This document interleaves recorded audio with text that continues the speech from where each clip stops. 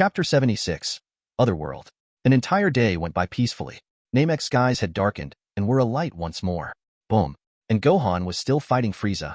Raditz had long since given up trying to follow the fight. In fact, he just woke up a while ago. Yawning and stretching himself awake, Raditz swept a tear from the corner of his eye and looked up at the skies. Boom. Twitching his lips, he lazily turned towards Goku, who was sitting beside him and eating whatever Bulma had given them yesterday night. Throwing a small rock at Goku's leg, Raditz attracted his attention, then pointed up at the skies. "What the hell is that cockroach? How is he talking so long?" asked Raditz in a tired manner. Gohan was someone who had trouble dealing deadly blows to his opponents, and Frieza was someone who simply won't stand down unless you kill him. In a sense, Frieza was the worst matchup for Gohan. This was simply not a fight the boy can end anytime soon. Goku also seems to know that and laughed in an embarrassed fashion. "Gohan, finish the battle quickly, son." Goku yelled at the skies, and Gohan stopped mid-air and exclaimed nervously, "All right." Actually, Gohan was really flustered right now. He had dealt so much damage to Frieza, but the man simply doesn't quit. Frieza didn't give Gohan any chance to think further and rushed towards the boy with full force. He had tried to destroy the planet more than once and call it quits, but Raditz always stopped him in the nick of time. And Frieza wasn't one to run away with his tail tucked in either, so he had made up his mind to take down as many as he can before going all out against Raditz. But before he can do that, there was one more thing to do. "Why don't you die?" Which was killing this shitty boy. This goddamn Super Saiyan was simply not giving up. Nobody was winning. Frieza hated this fight with passion. "Give up, Frieza. I don't want to have to kill you," said Gohan. Frieza yelled. He was utterly pissed off. It was like this was his own brand of personal hell. A monkey he can't defeat. The gang of them watching him dance around like a clown. And worst of all, him being shown compassion? It made him want to barf. "I'll kill you. You damn Saiyan." Rushing with his aura flaring to life, Frieza punched Gohan in the cheek and received a similar attack back to his chest. And so the fight continued once more, with Raditz smacking his forehead in a speechless fashion. "They are back to square one," exclaimed Raditz in disbelief. Vegeta, who kept quiet all this time, snorted at that. He would have gone ahead and ended Frieza himself if he could. But watching Frieza beaten by a Saiyan was still exhilarating to Vegeta, so he stayed to watch. The bald man had long went back in that spaceship of theirs, but he remained here. Raditz shook his head at their reactions. Vegeta and Goku might be willing to entertain Gohan, but Raditz has had enough.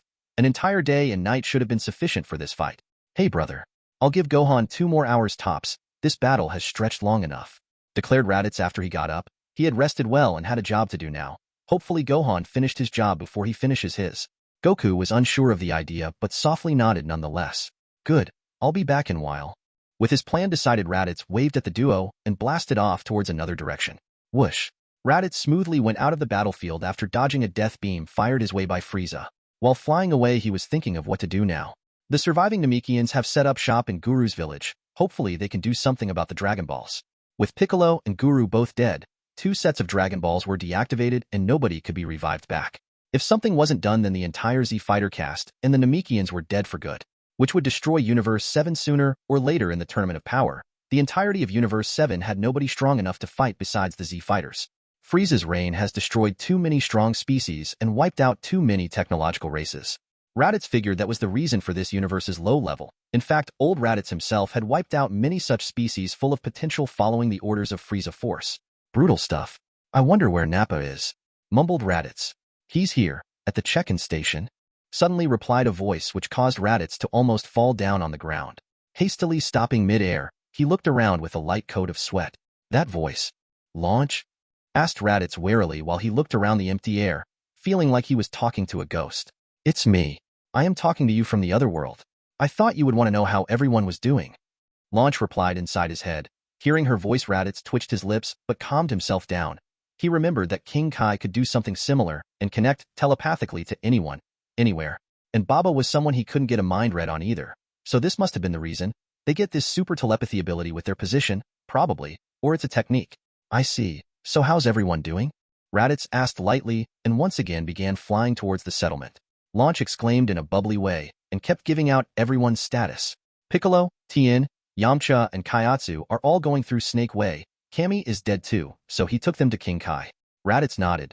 They would surely want to get stronger after how horribly they were killed. "And Nappa was about to be sent to hell, but I intervened. I can't bend the rules too much, so I had to ask King Kai for a favor," explained Launch as she continued. Raditz put his hand on his chin and wondered aloud. "How did you get King Kai to do you a favor?" Laughing merrily, Launch exclaimed. I told him a bunch of jokes. He was so happy he signed off the letter without even looking. After a second of silence, both Raditz and Launch laughed loudly. This was such a scam. Launch had learned a lot with Baba, who knew the sweet girl had this side to her. Chapter 77. Namekian Dragonballs. Raditz looked around after landing in a semi-ruined Namekian village. Watching the broken buildings, his face took on a thoughtful look. Some Namekians were working on broken structures, attempting to fix them and make them livable once more. Some older Namekians were trying to keep everything organized and make sure nothing was out of place. But his sudden presence had alerted the still sensitive Namekian colony, so after they realized who was here to meet them, a lot of them left their posts and rushed towards him. Saiyan King! Exclaimed the Namekian closest to him. The colony of Namekians were bowing before Raditz to show their respect. He was their savior and hope of survival. And Raditz didn't disappoint them. Flicking back his decorative fur which acted as his royal robe, Raditz walked up to the group with confidence. He looked like he had a plan. Forgive my intrusion. I hope I am not interrupting something, spoke Raditz, with a polite yet authoritative demeanor.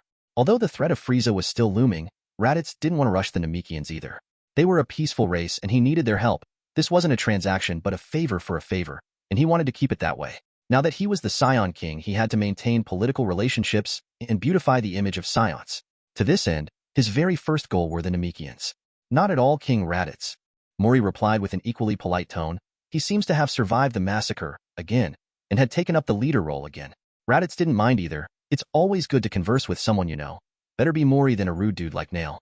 Nodding his head in a relaxed fashion, Raditz folded his arms, his yellow glowing eyes and his large build towering over the Namekians. I see. While I understand you have just picked yourselves up, the danger of Frieza is still looming over the planet. Raditz began to tell them exactly what the state of their planet was, and the Namekians listened quietly. They had a magic which let them hear their planet's words, so they knew the planet still felt threatened. After Raditz briefly explained the situation of their planet, it was time for what he wanted to do to fix that. And that's about it. There have been too many massacres on this planet. All of them could have been avoided. Many of my loyal companions have perished in this battle, the nameless Namekian included. Gasps were heard throughout the village. This was the group who had spoken to the nameless Namekian, the one who went by Piccolo nowadays. It's thanks to his sacrifice that they could live, so his death had a great impact on them. He was a good friend. Raditz closed his eyes for a few seconds. This was the Namekian way of paying respects to their fallen companions. After a few more seconds, Raditz opened his eyes and told the Namekians his plight. Elder Mori, Piccolo, and his counterpart Kami were the creator of Earth's Dragon Balls. Their deaths took the Dragon Balls with them. If possible, can one of you reactivate your Dragon Balls? People who shouldn't have died have perished to protect everyone. I hope to give them another chance at life. Now, Raditz had spoken like this was for one reason. He wasn't as charismatic as Goku was, and had no way of making sure the Namekians actually helped. So he went his own way and made do with what he had. The words in which Raditz had spun the tale was a trap. The Z-Fighters' sacrifice was shown to be due to saving the planet and nothing else. While it was true that they did fight for the Namekians, it was nowhere near their top priority. But even knowing that, the Namekians were in no position to deny Raditz. Both politically and because of their good-natured heart, this was a request they simply cannot refuse. Mori, being the de facto leader, had a contemplating look to him, and the remaining Namekians whispered amongst themselves. Raditz patiently waited for Mori to complete his thoughts. In the meantime, he paid attention to Vegeta's ki, which was flaring up. He must be attacking Frieza himself, thought Raditz. Saiyan King. Mori broke Raditz out of his thoughts, then bowed and spoke resolutely. I can reactivate the Namekian Dragon Balls again. Murmurs spread throughout the Namekian group. They had just suffered a catastrophe because of the Dragon Balls and not many were keen on reactivating them again. Mori knew that too, so he bowed once again and put forward a request. If possible, Saiyan King, we would like to activate them after you have one. Giving his acknowledgement to Mori with a smile, Raditz agreed right away. No problem. Frieza getting access to the Dragon Balls is something I wish to avoid as well. I as the Saiyan King give you my word. Not only will I protect this planet from Frieza today, from this day forth, the Namekians will be our eternal allies. Taking out a handheld device made by Bulma for long-distance space communication, Raditz handed it to Mori. You can contact me using this. If you have nothing to add, from now on Namek will be under the Scion's protection.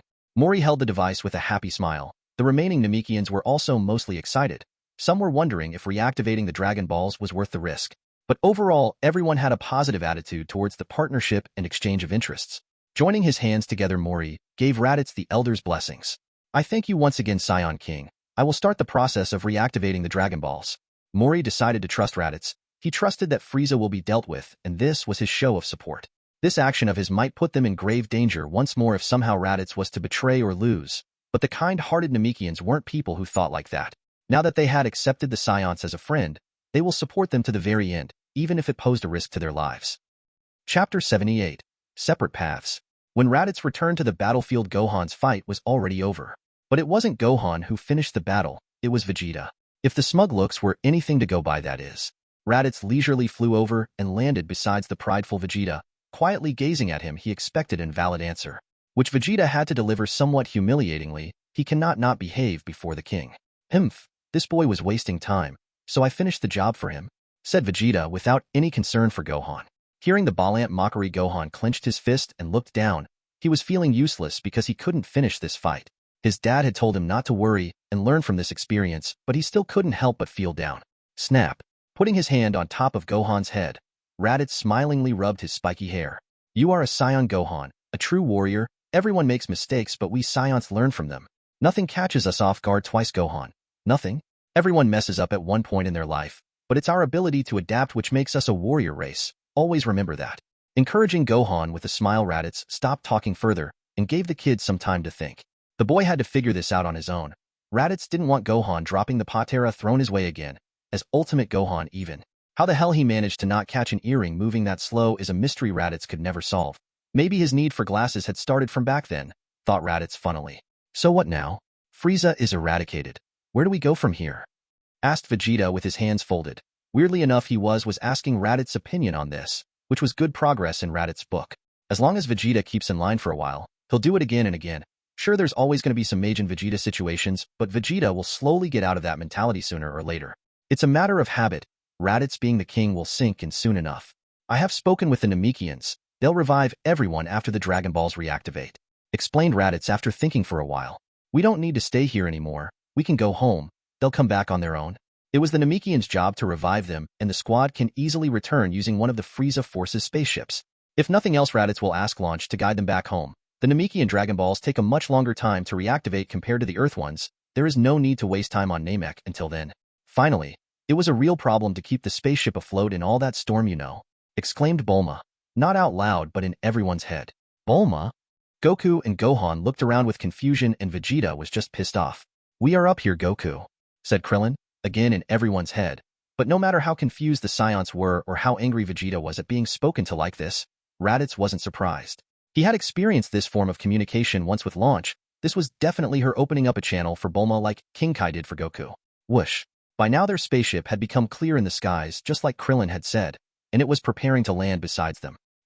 Soon the spaceship reached the grassy plains and 4 mechanical legs popped out of the round ship, supporting its weight in a well-distributed manner.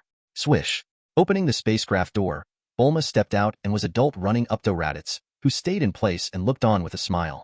As the husband-wife met and softly hugged each other, the rest of the Scions and Krillin gathered as well. Being out of the fight after Ginyu Force, Krillin had a lot of catching up to do. Going up to Goku, Krillin patted his friend's arm and exclaimed, Man, I saw the recordings. If Gohan hadn't taken control in a pinch, we would have been toast. Looking at Bulma and Raditz, Krillin said with a low voice. Psst, Goku. I saw another recording. Bulma almost cried that time Raditz was getting beaten up by Frieza. Dash. Thump. Ew. Krillin rubbed his head and laughed with embarrassment because Bulma had somehow heard him speak and had just thrown a rock to his head. After scowling at Krillin, Bulma and Raditz decided to change places. But before going out, Raditz had one more thing to do. Guys, a little change of plans. We will leave tomorrow. Bulma hasn't been around Namek yet, and she wants to do that now. You guys can wait for us, or do something else. Raditz had figured it would be Vegeta who would speak out at this change of plans, but weirdly, it was Goku. Are there any strong fighters here? I lost pretty badly before. I really need to one-up my training. Goku seemed almost disappointed that he lost, yet he seemed pretty pumped up to catch up to Gohan and Raditz all the same. But this somehow irked Vegeta. Goku was stronger than him, yet he felt he was too weak. This was a feeling Vegeta didn't like, so he lashed out, in his own unique way. You clown. If there were any strong Namekians, they would have stopped Frieza themselves. Not minding the insults thrown his way one bit, Goku rubbed his chin and pondered what he should do now. So Raditz thought for a while, and suggested the best possible solution right now. Vegeta's right, there aren't any strong fighters remaining on Namek. There was a man named Nail, but he was killed by Zarbon a while back. Say Kakarot, if you want to get stronger, I know of a planet you can go to. It's called Yadrit, and it's supposed to be filled with masters of ki and magic. Looking excited at the prospect, Goku instantly agreed to the idea. That's great. Alright, I'll be off then. You coming, son? Asked Goku, but Gohan was still a little unsure of his abilities right now. Not being able to finish Frieza really did put a doubt in his mind. I am not sure I can do it, Dad. Smiling with encouragement, Goku picked up his son and sat him on his shoulder, much to the embarrassment of Gohan. Dad, son, you will do just fine. You are a Super Saiyan now. You will do great. Trust me. Although Gohan was still looking down with embarrassment, he slowly nodded his head in agreement, which was all Goku needed. That's the spirit. Let's go. Stopping the father-son for a second, Raditz pointed towards a location. That's where Frieza's main spacecraft is located. Gohan, you know the language, right? I had seen you poking around the translation lab a while back. Gohan nodded, this time with a bit more certainty. He learnt the language when he was taking a break from studying and training. Raditz had already expected this result from the genius Gohan, so he gave his permission. All right, then input Yadrit, and you are good to go. See you, Kakarot, Gohan. See ya, Raditz. Bye, Uncle. Still keeping Gohan on his shoulder, Goku flew towards the Frieza Force spaceship. He was really looking forward to catching up with Raditz and Gohan. Anyone else wants to do their own thing? Vegeta took this opportunity to turn around and started leaving, but before going he informed Raditz. All going to Preta? Raising his eyebrows, Raditz questioned. It's almost inhospitable, 60 times Earth's gravity. It's nearly 6 times as much as planet Vegeta. Stopping with his back turned towards Raditz, Vegeta spoke resolutely. I know, and when I am back, I'll take back what's mine. Super Saiyan, my birthright and my honor. I'll have them all back. After his little speech, Vegeta flew away as well. He would have gone with Raditz, but Goku's sudden training wounded his pride quite a lot. Even that low-class trash had surpassed him, and he still didn't feel it was enough. Vegeta wouldn't stand for this level of humiliation. He'll achieve Super Saiyan or he will die trying. This was the mentality Vegeta had right now, and he was going to execute it. Watching Vegeta flying away as well, Krillin rubbed his head. Guess I'll train some more then. The gravity room's all mine now. Hey man, can I use your holograms as well? Nodding lightly, Raditz agreed to the request without much resistance, and Krillin could hardly damage Android T even if he used the combat mode of the holograms. Sure thing. I'll be off too then. After watching even Raditz flying away, Krillin grumbled. All alone. Sigh. Well, let's see how customizable the holograms are. Krillin walked in with a carefree smile. He was hardly going to get any training done in a day. He might as well play around with the holograms. Chapter 79. Impending Doom. Raditz, Bulma, and Krillin had returned to Earth after their visit to Namek. It's been a while since their return, and the revived Z-Fighters had come back as well. Currently, Nappa was sitting in the lawn of Capsule Corporation with his king. But Raditz's mind was not on Nappa. He was sitting in a trance pondering over his current situation, and Nappa was looking at him with a concerned look. King, we should tell the queen. Nappa almost begged, causing Raditz to look up with an emotionless face. After flinching slightly under Raditz's gaze, Nappa pursed his lips but kept advising anyway. It was a thing of utmost importance. King, maybe the queen can help. It might not be fatal. Closing his eyes with helplessness, Raditz sighed. He isn't sure if going to Bulma can even do something right now. It might be too late. Putting his hand on his chest, Raditz felt his heartbeat. It was a slow yet powerful beat, but this was also the cause of all his troubles. Ack! Flinching out of nowhere, Raditz gripped his chest and collapsed onto his seat with a pained look. King!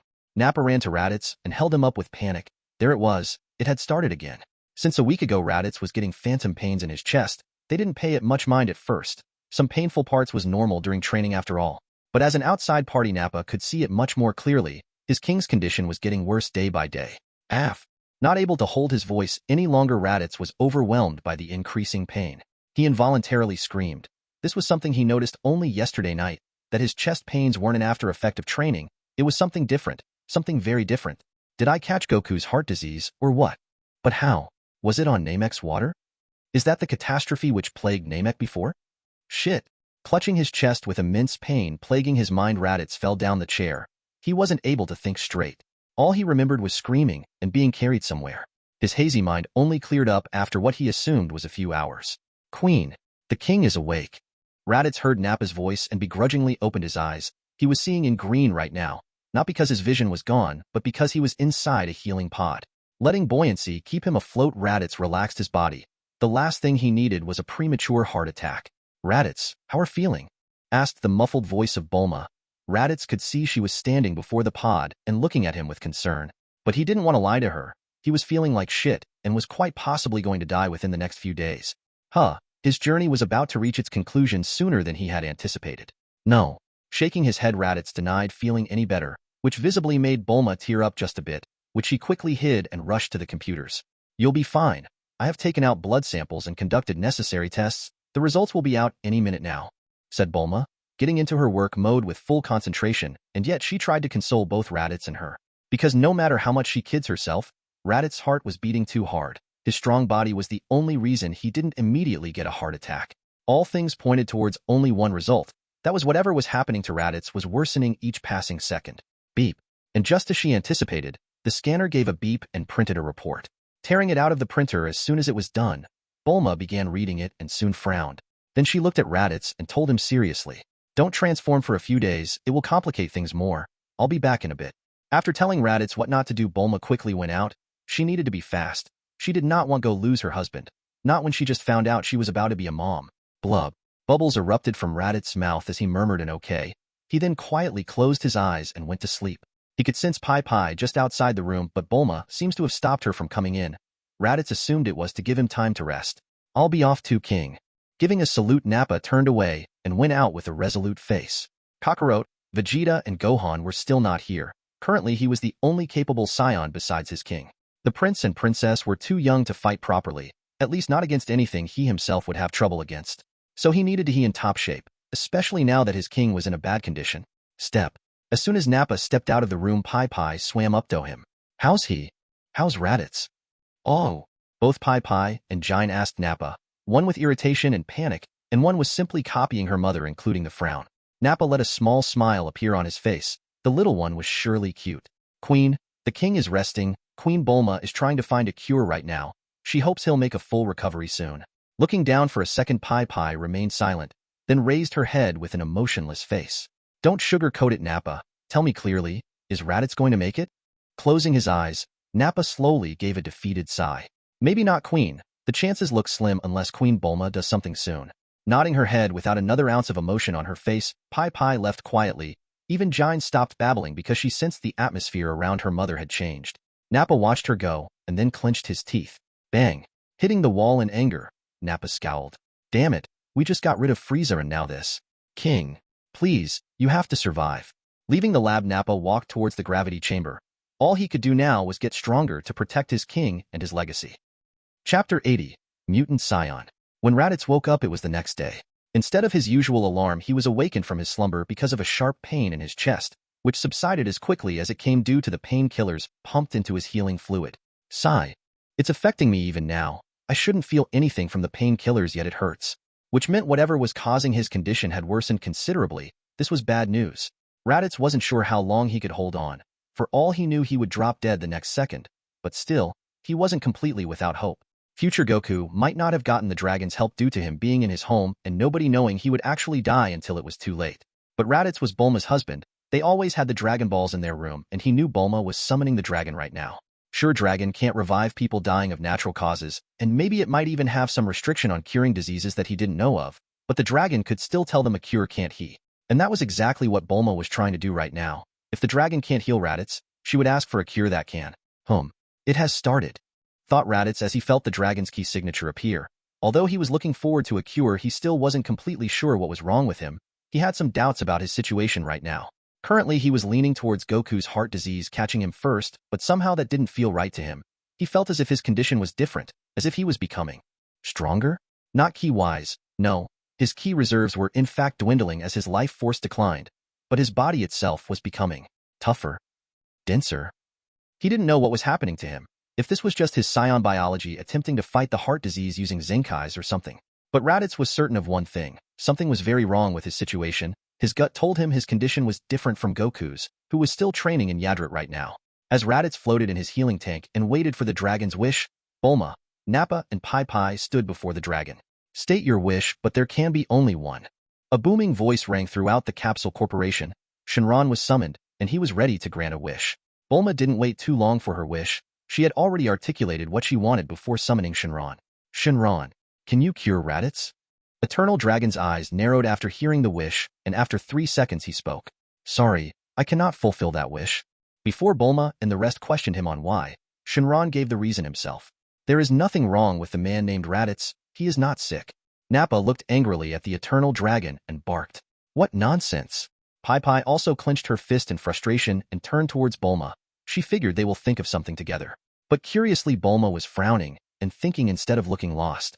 She knows something. Concluded Pai Pai. She knew Bulma well enough to recognize this behavior. Bulma herself ignored the eyes of Pai Pai and Nappa. She was thinking that the test results indeed made sense if Raditz wasn't sick. Hey Shinron, can you tell me what's wrong with him?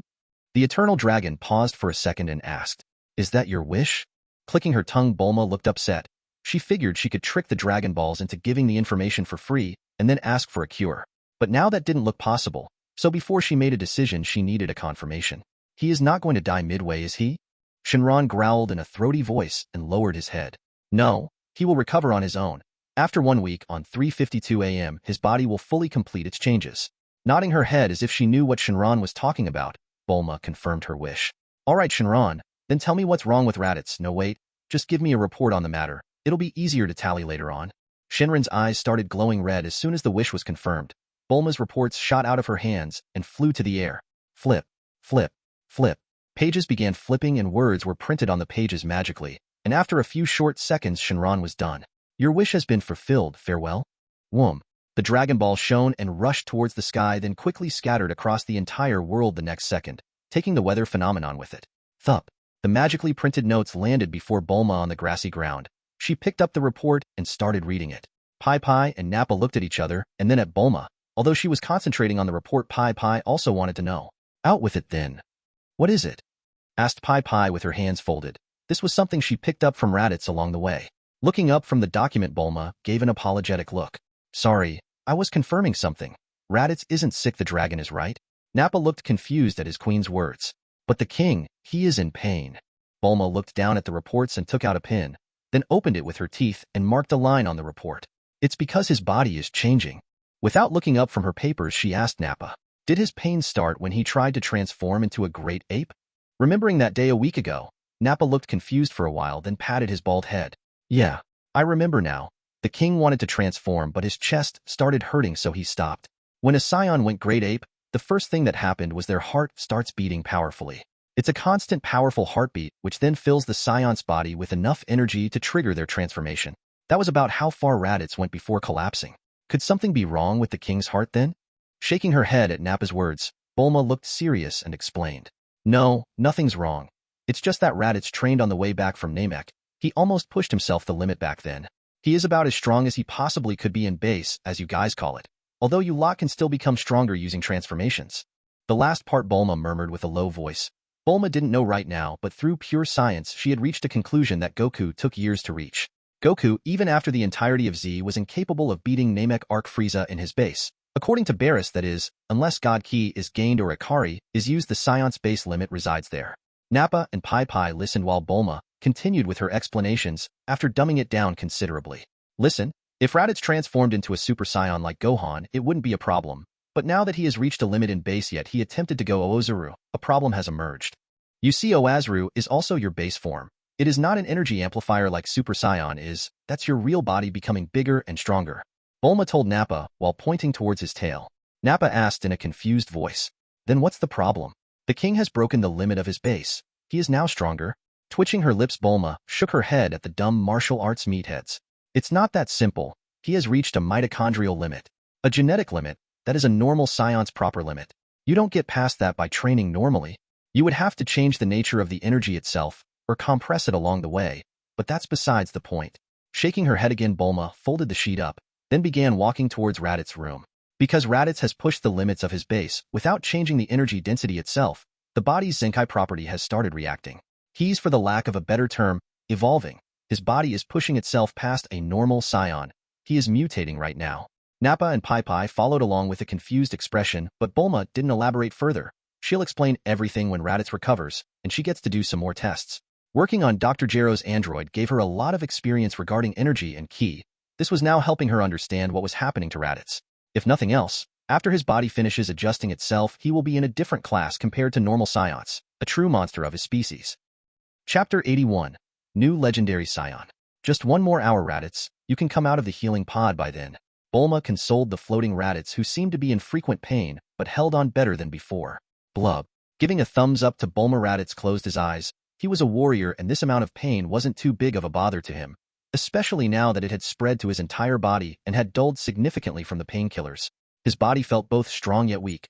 always on the verge of breaking apart, or as Bulma put it before, his body was indeed breaking down and rebuilding itself stronger. I will return in an hour. Talk to Launch until then, said Bulma and left quickly. She had to tally some of the tests done before. She'll return when it was time for him to get out. Launch, are you there? Asked the bored Raditz. She was the one who kept him company throughout this incredibly suffocating week. I am always here, exclaimed Launch and began to find topics from Otherworld. She had seen things, both horrifying and amazing. Otherworld was a melting pot of all of the universe. Managing it comes with more than a few perks. Say hello to Dad, Bardock. Launch picked Bardock up and connected him with the network. Although Bardock couldn't speak yet, being a Saiyan baby, they learnt very quickly. So Raditz passed his time with some quality family bonding, and 1 hour was quickly finished. It's done, wondered Raditz. It's not that he was keeping tabs on the time, but his entire body felt incredibly light. There was no sign of pain. His limbs felt so easy to move that it was unreal, and his mind turned incredibly quickly. So many thoughts he could combine at once that it felt unnatural yet natural. Muscles, bones, nervous system, and even my brain. Everything seems to be working beyond my previous limits. And this is just my natural state. Is this what it feels to reach the peak of Saiyan race? It's unreal. SSSS. The healing pod had started draining its fluid during Raditz's contemplation, and within a few more seconds the fluid had drained completely. Step. Landing on the metal ground with light footsteps, Raditz removed the breathing apparatus connected to his face. HAA. Finally. Walking out of the chamber while stretching his body, Raditz brought his arm up for inspection. No extra muscles, his frame had perfect combination of speed and power. Each muscle fiber in his arm seems to have been built to its practical limit. Whoosh. A swift punch was thrown by Raditz without any key usage, yet the sheer power behind it had him contemplate. This is equivalent to a punch thrown by a 100 power level, and this was just a random punch from pure muscle fiber. Absurd. Raditz also had an inkling of a feeling. If he wanted to power up, all he had to do was keep pushing and he would power up as time goes on, which meant he can become stronger during a fight itself. He can keep growing in a battle until he hits the maximum limit of a perfect Saiyan, if there even was one for him anymore. Zoom. The gate to the lab opened and Bulma came in. She had Raditz's royal armor in her hand and a smile on her face. Welcome back. Smiling a genuine smile himself, Raditz whispered. Glad to be back. Outside the lab, the dressed-up Raditz was standing in the middle of the garden, with Bulma, Nappa, and Pai Pai all waiting on the side. Pai Pai questioned Bulma with a concerned face. He just came out of the healing tank. Is this really the best time to test things? Bulma lightly huffed and replied without looking. He came out when he was perfectly stable, and didn't the dragon confirm he will be fine after 3:52 a.m.? Now it's 7 a.m. And it's not like I want to rush either. I have to get the live data, or I wouldn't be able to help if anything goes wrong. On the side, Nappa simply listened to the Queen's underlying dissatisfaction-filled tones towards each other, but he wisely didn't meddle in the King's business. All he was here to do was check in on the King and make sure he was fine. So, what do I have to do? And to Nappa's relief, Raditz's words brought the topic back on track. Clicking her pin, Bulma raised her finger and put it against her cheek in a thinking pose. Just do your normal moves without using your ki. I'll time each of them using this. Taking out a small device out of her pocket, Bulma pointed it towards Raditz, who nodded and got into his stance. Swish, swish, swish. Raditz's massive frame had started cycling through his moves, and as time passed he was slowly building momentum, something which continued to build and build on top of itself with no end in sight. It felt as if a storm had begun to take shape and was uncontrollably building up towards a calamity of the highest proportions. Whoom. Winds had started blowing around the Capsule Corporation. The skies were beginning to darken. This world itself was reacting to Raditz's increasing momentum.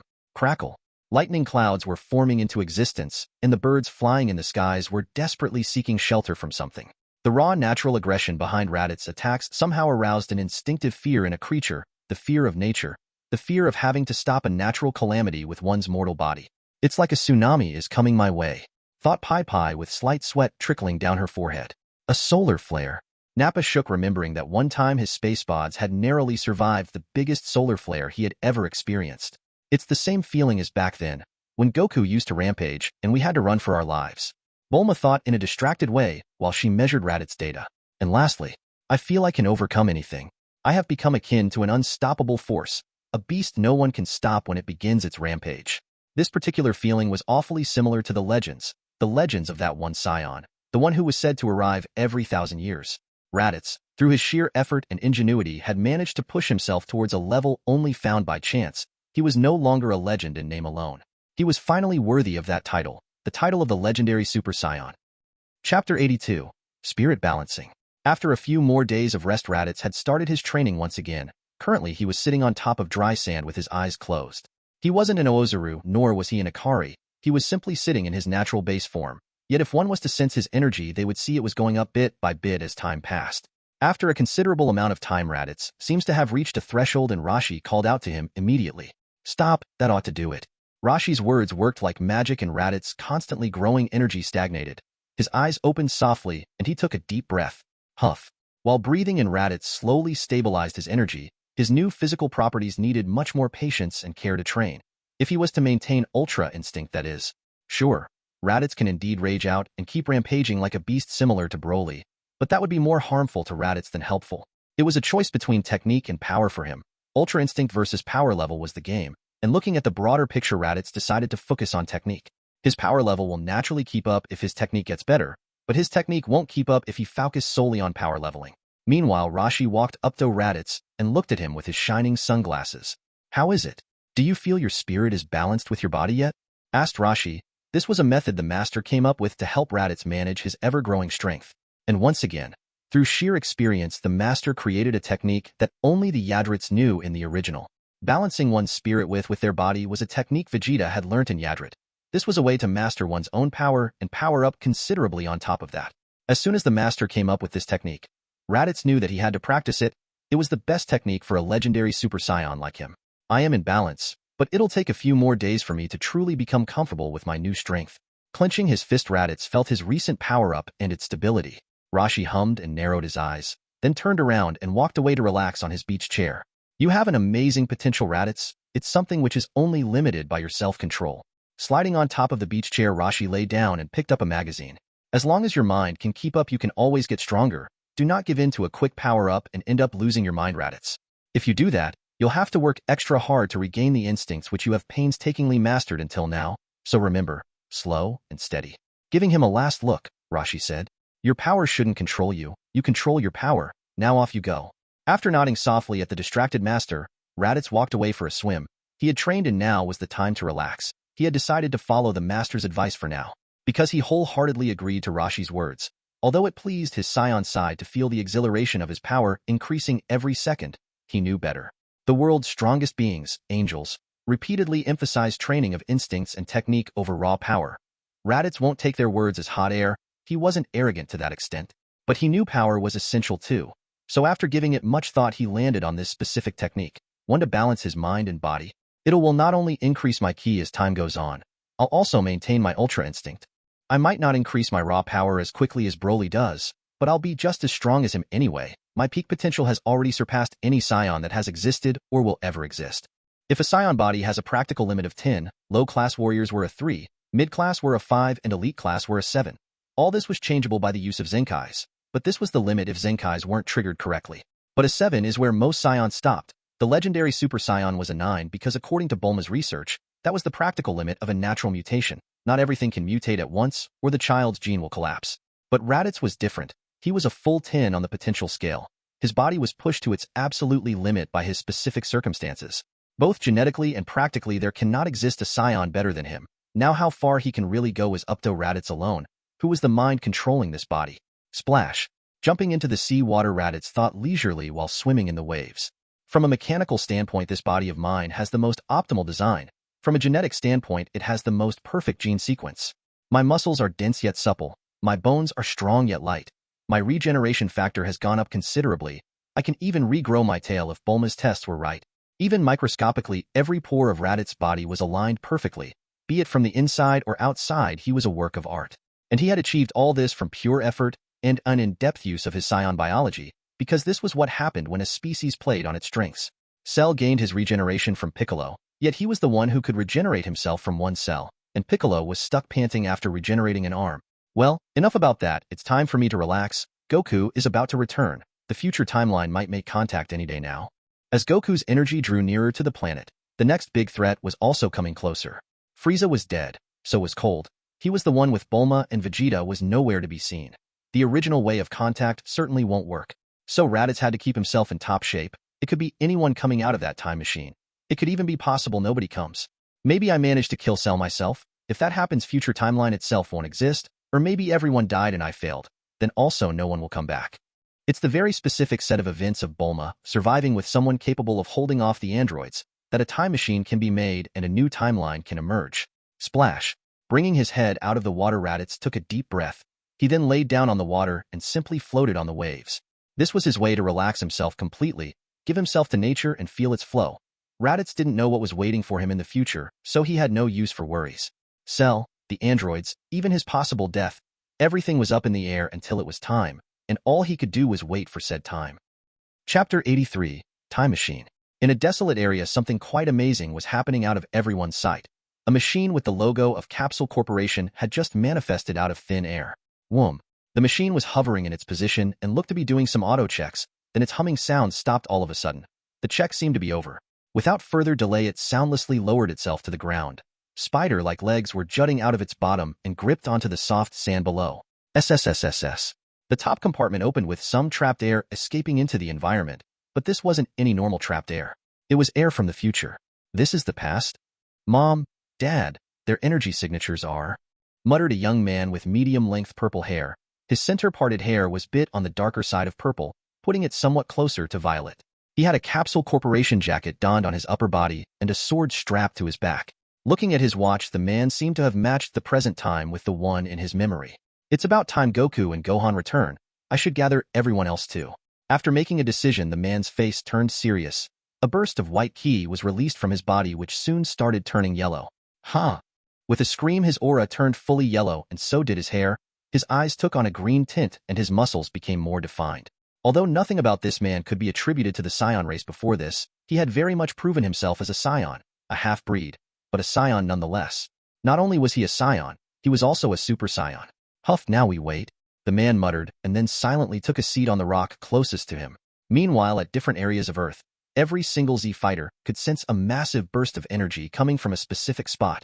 That energy signature seemed to be acting as a guiding beacon. It was a stable signature, very different from energy which is being used in a battle. And most of all, it was an unfamiliar energy signature.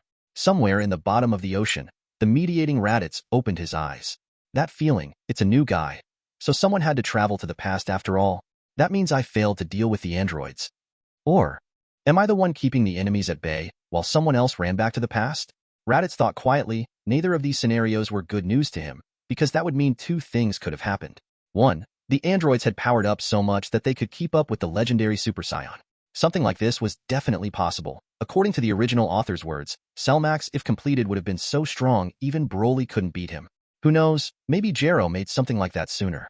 Raditz wondered what the chances of such a thing were. He knew of Jero's genius firsthand. He had personal experience working on Android T. The man was a scientific prodigy. It's possible, thought Raditz. He could still deal with it if this was the case. What he couldn't deal with was the next possible scenario. Or as he called it, the second option, one even worse than this one. In this option, something must have killed Raditz. He was definitely not dying of a heart disease. So it's a different set of events that would lead of his death. Someone or something had managed to take out the legendary Super Saiyan. Silently, this was no laughing matter.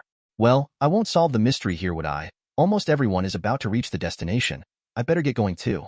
Raditz shot out of the ocean like a torpedo. He was going to Kame House. Bulma and Pai Pai were both there too. He was spending a lot of time at the Rashis right now because he had to get a handle on his improved body, but Bulma and Pai Pai seemed to think he was pushing himself too much too soon, so they tagged along. Splash. A large amount of water splashed with Raditz bursting out of the ocean water.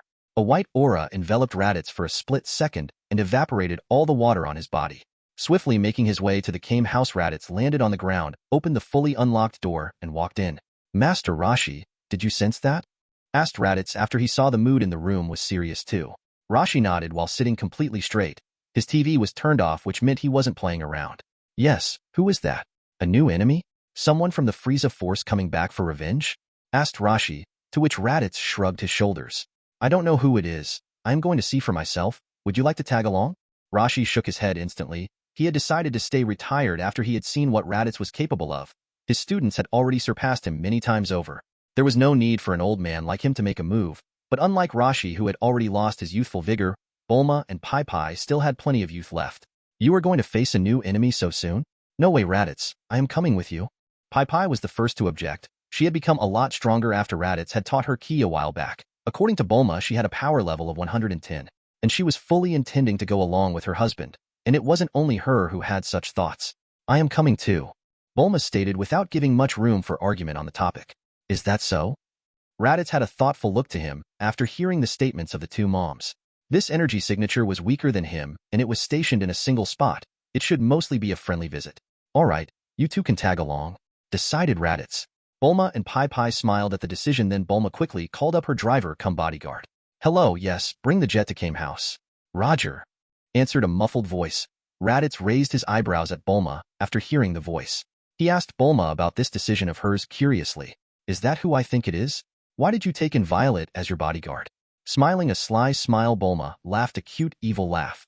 Remember when she tried to trick us on Android 8's design drawings and got instantly defeated by you? She was pretty scared that she messed up after that. So she came to me asking for a job as a henchman. She seemed pretty strong at 150, so I kept her as my bodyguard. No joke, 150 is Violet's official power level. Laughing along with his evil-sounding wife, Raditz shook his head. As long as you keep Android T with you, go for it. Bulma smiled. That was a given. Android T was always with her as a capsule. He was her last line of defense if anything were to happen. Whoosh. The flight sounds came sooner than Raditz expected. Bulma seems to have upgraded the machine again. We will be off, Master Rashi. Rashi had gotten back to watching TV by now, but Raditz knew the master had heard them. So he walked out with Bulma and Pai Pai towards the jet parked on the ground. Get us to this position, Violet, Bulma said while sending a rough location given by Raditz. Nodding her head, Violet took her helmet and put it on. Yes. A short and concise answer was all she gave, a remnant of the discipline maintained during her days in the Red Ribbon Army. Getting into the jet, Raditz looked towards Bulma's new bodyguard. She was someone who had zero loyalty and would betray anyone without a second thought. And she did do exactly that with Red Ribbon Army when it was in some real trouble. But she seems to have no extra thoughts right now. Her personality likely got a bit milder as years went by. Figured Raditz, but it was only a bit better. Her ideas were along the lines of Capsule Corporation strongest, best work for them. She would still definitely run away if Capsule Corporation was in danger. Run away if Capsule Corporation is in danger? Haha, if even Capsule Collection is in danger, nowhere in this universe would be safe. Laughed Raditz internally. So it seems Bulma did indeed manage to get herself a permanent bodyguard. Good on her. His wife was learning the ways of the queen very well. Raditz was so proud of her. Chapter 84, Future Trunks. With directions given by Raditz, the group soon reached their destination. Bulma's jet, having been upgraded again, had a maximum speed comparable to Piccolo's.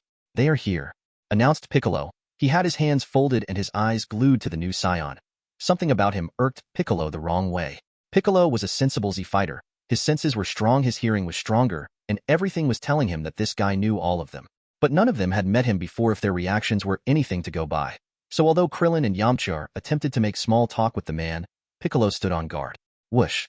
During Piccolo's contemplation, Raditz jet had already arrived and was in the process of landing before the group.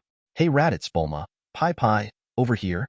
Krillin greeted the trio, but nobody noticed how the mystery man's expression changed after looking at Raditz, Bulma, and Pai Pai coming down the plane. Nobody noticed, except for Piccolo. I knew it. Something's off about him. He keeps staring in them, especially Raditz. Piccolo frowned but still quietly watched Raditz picking up Bulma and jumping off the hovering ship, and Pai Pai swimming up to them by herself. The trio were still continuing their previous conversations and laughing merrily while getting out. Now this wouldn't be problematic anywhere else, but this was a serious situation and a possible battlefield a while ago. So this contrast had everyone's sweat drop a little. Everyone except the mystery man. He was a bit more than a bit shaken up. Okay. The new man had fumbled his mystery act as his eyes twitched involuntarily. He didn't know Bulma would be so free and unfettered. Forcibly taking his eyes off the three, the man carefully gazed at the currently landing spaceship. He started at it for quite a while too, as if remembering some fond memories. Grr. Piccolo growled in a low voice. He was sick of this man acting all mysterious. If he wasn't capable of defeating him, Piccolo would have attacked long ago. So he could only patiently wait as Bulma took her bodyguard, and the four came up to their group, Raditz taking the lead for this one. Oh, a Saiyan? Half-breed Saiyan? A human Saiyan half-breed on top of that. Hello, I am the Raditz, the Saiyan King. Nice to meet you. Raditz smirked as he walked up to the man leisurely. That sword of yours seems to be made from a metal Bulma and I are trying to create right now, but you seem to have created it first. Could you tell me by any chance how you managed to do the quenching process? You seem to be a fan of Capsule Corporation too. The man was already sweating profusely after Raditz had come up to him. Raditz's massive body was covering him up almost entirely and forcing him to look up. His words were putting a lot of psychological pressure on him too. Normally he would attack when encountering such a situation as he had his fair share of dealing with a massive opponent himself, But Raditz was supposed to be that Saiyan. I don't know the process, someone made it for me, sorry. The man fumbled a bit, but took control of the situation anyway. His mom had told stories of the time Raditz was still alive, and how the androids wouldn't be a problem if he was around. Keeping the legendary Super Saiyan alive was one of the most important goals for coming to the past as well. Oh, disappointing. But no worries, I am sure we'll figure it out soon, in the future. Raditz didn't seem disappointed by the fact he couldn't get the process out of the man. He maintained his smirk and stepped away from the man, no longer putting pressure on him. He had confirmed what he needed to, and now was time to watch the play. So what's your deal? You got a name to you? Asked Raditz, to which the man cleared his throat and nodded, getting into character. My name is Trunks. I come from a faraway place. There is some information I need to give you. The Earth is in danger. Some of the Z fighters gasped. Raditz stood still, but Piccolo had now taken it upon himself to get to the bottom on this. What do you mean? Why should we trust you when you act so suspiciously? Now Trunks wasn't confident against Raditz, but Piccolo was someone he had zero trouble messing around with. He was stronger than him, so what was the fuss about? I can't tell you about my origins, sorry, but I have some important news. I wanted to wait for Goku and Gohan, but if Mr. Raditz believes me, I can provide you the information right now. Trunks had two options while coming to the future, telling Goku what was going to happen or telling Raditz what was about to happen. It was because Goku had actually fought against the androids a few times before collapsing to his disease, but Raditz had died before he could even face the androids. So Trunks had a choice to make. Who would be the most reliable person to tell this information to? Right now Raditz seems to be a better option than Goku. Raditz surviving was utmost priority, and he needed to get the necessary information out. As for his own birth and origin, he'll let nature take the lead. Giving another look to the girls standing a bit far away, Trunks smiled just a bit. His mother seemed much happier right now. Believe you? Let's say I do, Trunks. What you want to tell me? Raditz folded his arms and looked at Trunks, who pointed to a rock far away from the group. Please come with me for a bit. Trunks wanted to say the important things away from everyone's prying eyes. He wanted to keep his influence over the future as little as possible. He didn't know currently how things would change if everyone knew everything. Oh, come on. Why the secrecy? We want to know too. Krillin cried out in justice, but Trunks only gave him an apologetic smile. Yamcha and Kaiatsu followed along, wanting to know. Tien and Piccolo kept quiet, and Raditz himself thought about his options for a few seconds. He could go with Trunks, or he could change things up a bit. This was a new timeline now that Trunks had returned, so it was up in the air how much really mattered. Decisions. Chapter 85. Bleak Future. Please come with me for a bit, Mr. Raditz. After taking into consideration Trunks' repeated persistence and the Z fighter's own desires, Raditz made up his mind. Shaking his head, Raditz decided to stay right where he was. Trunks' future won't change even if he told them everything, so it really didn't matter much. Tell me what you want to write here, even if you whisper it to me somewhere else. Pointing towards Piccolo, Raditz said. He'll hear it. Those ears aren't for show, you know. Piccolo huffed at Raditz's statement but didn't comment. This way he would have an easier time as well. Trunks himself seemed helpless, but he had to do something. Even waiting for Goku and talking somewhere else didn't seem safe anymore. Well, he'll just have to take the plunge now. Raditz surviving was extremely important. So sighing once in his mind, Trunks hoped the future will still play out the way it did. Although he wasn't sure if this was a new timeline or changing things here will change his time too, he could only hope for the best now. Standing up from his rock, Trunks took a deep breath and dropped the news. Mr. Raditz, please be careful of Pai Pai. You'll die by her hands soon. Pursing his lips, Raditz breathed out, and so did Piccolo. But it was from shock rather than resignation like it was for Raditz. Raditz will soon die by Pai Pai's hands? How could it be? This seemed impossible, yet this man was sure of it. Piccolo was very confused, but he was willing to listen. He'll find out what the deal with this man was. But Pai Pai herself was devastated and extremely angry. What nonsense are you talking about? I would never dash. Pai Pai, please be quiet. Raditz interrupted Pai Pai, who was now even more desperate seeing that. Raditz, you have to believe me. He talking nonsense. Shaking his head, Raditz lovingly rubbed his wife's cheek. I know you wouldn't do that, but let him finish his words. I can sense he isn't lying either. Is there something else you want to clarify? Trunks, not knowing how close he was to getting pummeled by the seemingly calm Raditz, continued. Trust me, I am not joking. Please keep her under close attention and watch your back. After pausing his speech for a while and nodding his head without much emotional fluctuations, Raditz looked as if he was simply entertaining Trunks. Let's say I believe this too, but before you say anything more, tell me who you really are. Trunks, that name is awfully similar to a name Bulma came up with while discussing baby names a while back. Gazing at Trunks sharply, Raditz said. Briefs, Trunks is a name associated with that family, isn't it? So tell me, Trunks, who are you? Looking down at the ground, Trunks silently pitted himself. Why was it so hard to hide anything from Raditz? He felt like Raditz was too damn observant. Mom was right. If he was alive, things would really be different. Understanding that, Trunks decided to go for it. To hell with it. He needed Raditz to believe in him. You are right, Mr. Raditz. I am a part of the briefs. I come from the future. Gasp. Everyone gasped and their eyes changed subtly towards Pai Pai. If this was true, then Pai Pai will actually... Even Pai Pai herself seemed to be in denial of reality and simply repeated "I would never" over and over again, until Raditz hugged her sideways. It was only then that she relaxed a little bit. Trunks was unknowingly getting closer and closer to getting destroyed by Raditz. But he went on, not knowing how close to the edge he was really playing. The only reason he could still talk was because Raditz knew what he was telling must have happened somehow. My father is Vegeta. I was brought up by Mom, Bulma, and she is the one who named me too. Although this information should have made Raditz immediately snap, Bulma snapped even faster than him. Are you out of your mind? Vegeta? I am married to Raditz, and I am pregnant. You are insane. Boom. Trunks' eyes went wide from the sudden pain he was feeling. The knee he just received to his stomach almost sent him to the other world. And Raditz's glowing yellow eyes and dangerously growing ki was scaring Trunks way too much, so he somehow straightened himself up. But before he could speak, Raditz did. I'll give you one last chance to explain yourself. Keeping his mind in check, Raditz broke apart Trunks' words and gave the boy his last chance. You call Bulma Mom, yet you say she raised you as if that wasn't a normal thing to do. So if I am understanding it right, you have a different mom. One who didn't raise you? Nodding his head, Trunks looked helpless. He was just getting to that. I do. I am used to calling Bulma my mom because she raised me, but my real mom's her. Pointing towards the girls standing together, Trunks clarified. Violet, she's my mother. I get my hair from her.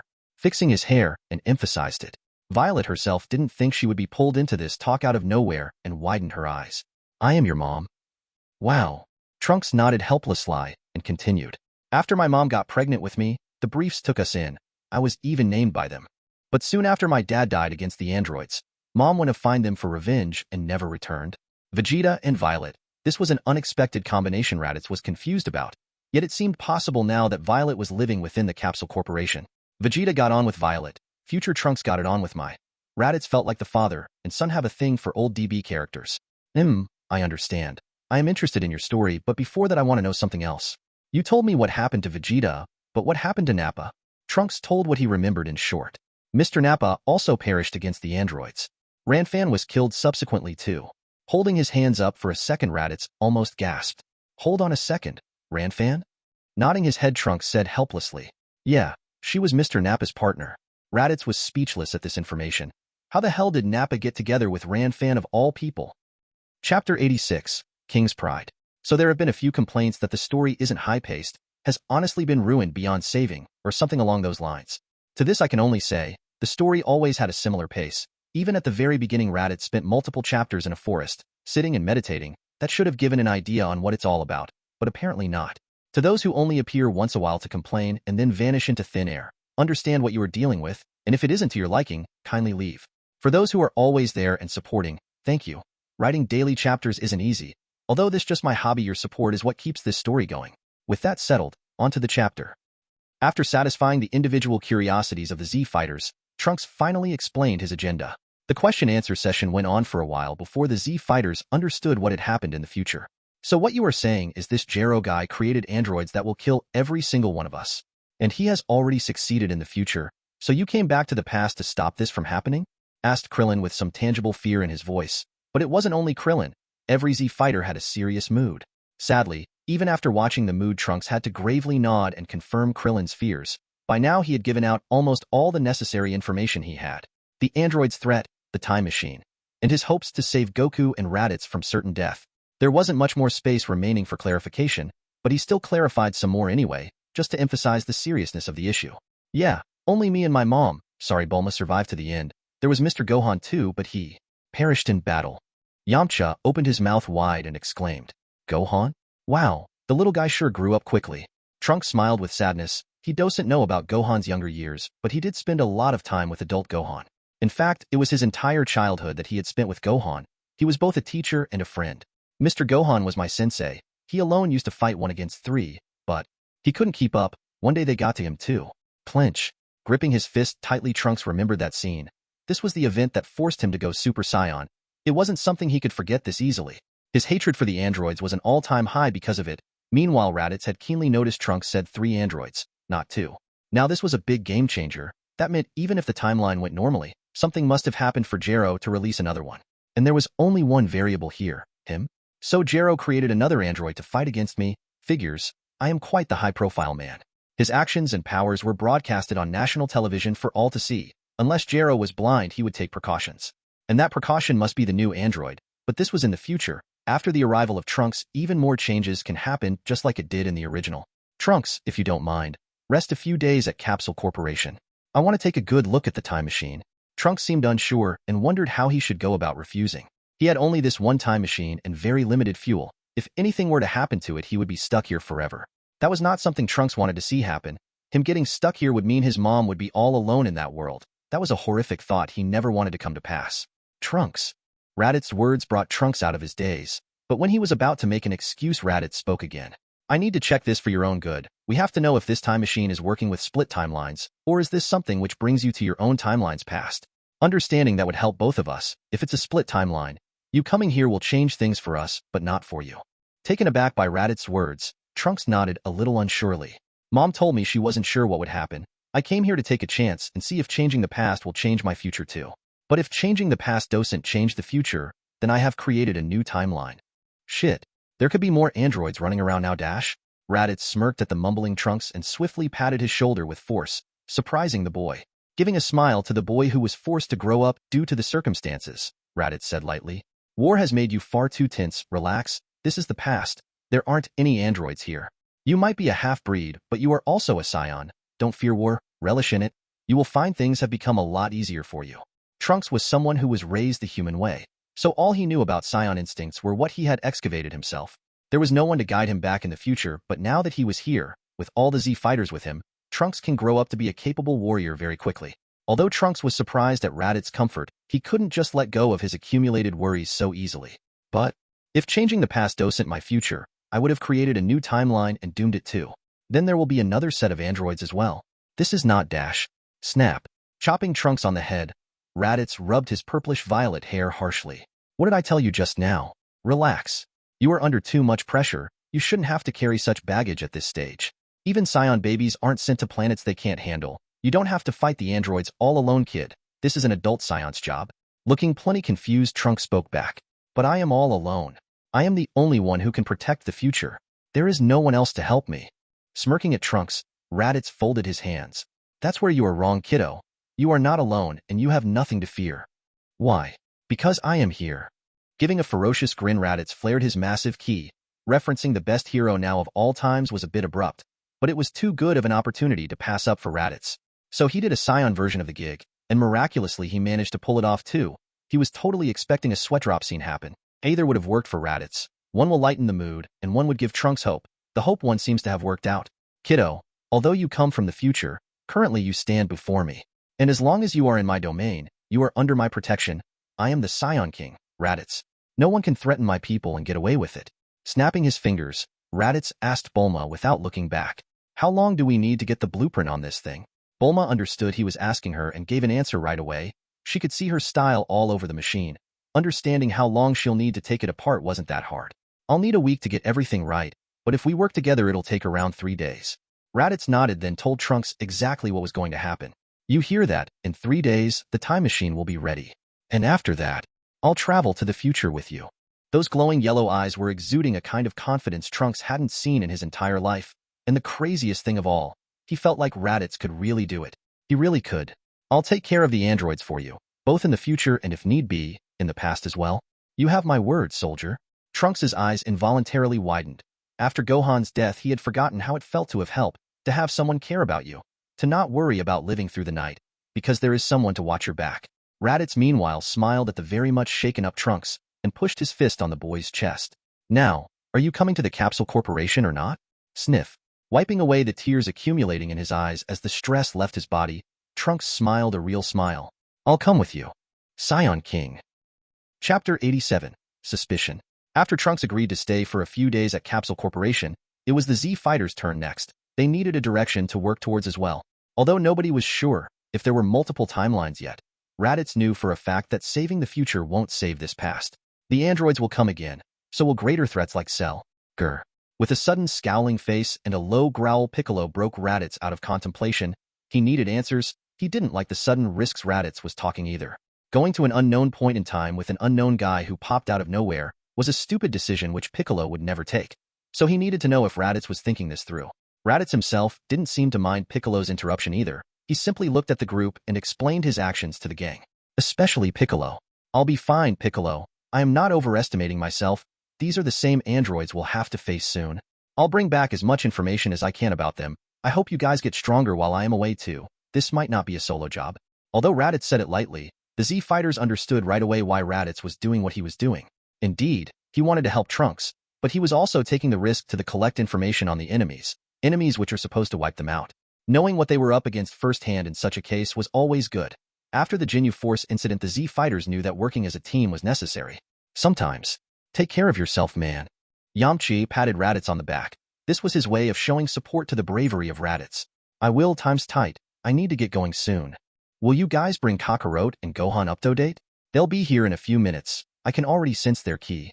Krillin and the rest of the Z fighters agreed right away. Trunks saw that, and threw the medicine he brought along to Krillin. Snap, who caught it and cradled it securely, for the fear that he'll break the only container and Goku will die because of him. Alright, we'll be off. The group of now 5 people went back to Bulma's jet, but Pai Pai maintained a clear distance from Raditz. She wasn't told by anyone to do it, she did it herself. She feared that she might suddenly go crazy and stab Raditz to death. It must be my nails, concluded Pai Pai. Her nails were one of the sharpest biological materials on Earth. It can cut through stone, titanium, and even Saiyan skin. That must be it. I somehow went crazy and stabbed Raditz when he wasn't paying attention. I am a horrible fish. Other than this, she saw no reason why she would have done something like that. She had to have gone crazy. Maybe she should get her head checked. Raditz had meanwhile noticed this and called her back. Come here, Pai Pai. Shaking her head, Pai Pai swam away some more and settled at a far corner.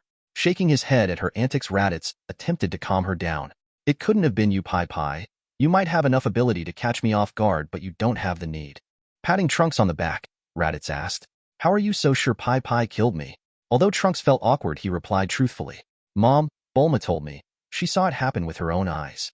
Scrunching up his eyebrows, Raditz rubbed his chin. Anything else she told you? Anything at all? Trunks attempted to try and remember if there was anything else, but he could only get some random details right now. After killing you, Pai Pai seems to have licked her lips and gazed at Mom before jumping out of the window. That's all I remember Mom telling me, sorry. Pai Pai frowned at obviously false words and attempted to defend herself. I never lick my lips. That's creepy and I don't have to do it either. My skin is always moisturized. Now that might seem like random banter, but this point got Raditz thinking. There was more to it than meets the eye. He had an inkling of an idea on what could have happened, but he wasn't sure yet. Pai Pai, I might have an idea why you did what you did, but I am not quite sure of my guess yet. We cannot pinpoint anything with this little information, but just to be on the safe side, Capsule Corporation will be on lockdown from today. Lockdown? Bulma didn't understand why Raditz wanted to close down the entire Capsule Corporation.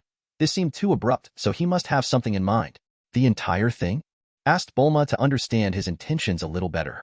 Raditz seriously considered her question and gave an appropriate answer. The entire thing would be best, but at least our living quarters has to have the most intense lockdown we can manage. Use manufactured android teas, drones, anything you can find. Our goal is to make sure nobody enters or exits the facility after today. This startled everyone on board. It was much too harsh of a lockdown. It felt specifically that way to Trunks, because according to his understanding, Raditz should be able to handle any sneak attack now that he was told he will have to face one. Sorry if it sounds rude, but just keeping her in lockdown should be enough, right?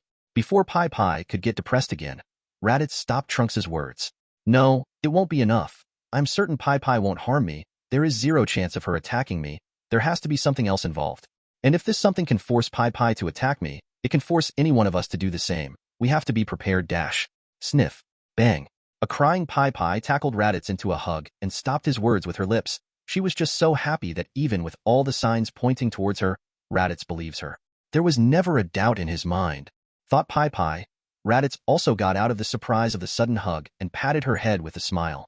Trunks saw the entire thing and his words got stuck in his throat. The life he lived forced him to look at the bad side of every situation. This amount of trust was something he was simply unable to have, even for his mother and Gohan, especially if it concerned his life. Mr. Raditz is truly one of a kind. Trunks thought, and he wasn't alone. Everyone in this jet thought so as they smiled and watched Raditz rub Pai Pai's hair as she cuddled onto him. Meanwhile, the kind king himself was thinking, she is fine after all. Hey, never hurts to check. Tactile telepathy for the win. Chapter 88. Perfection. 2 days passed by quickly. The entire time Trunks and Violet roamed around Capsule Corporation, he was taking in the intact buildings and happy people, and more importantly, spending quality time with his mother. Raditz and Bulma themselves were working tirelessly on the time machine, reverse engineering the entire thing from the clues left by future Bulma.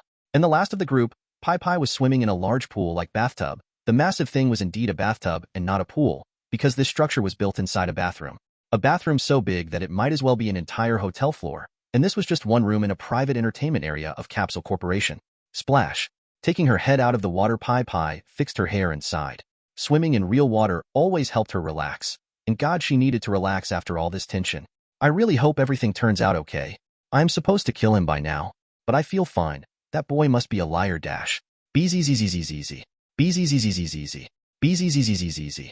The sudden buzzing sensation from her wrist had Pai Pai's eyes shrink. Her blood instantly ran cold after that, because this was coming from a device each one of them had strapped to themselves. And a buzz on it meant only one thing. Someone broke in. Pai Pai's heart was beating rapidly, but her first thought was swimming towards her daughter, who was sleeping in her own small tub of water. Mama. Jine woke up from the temperature difference as she was quickly taken out of the water. She mumbled a few words before freezing up and silently sticking to her mom.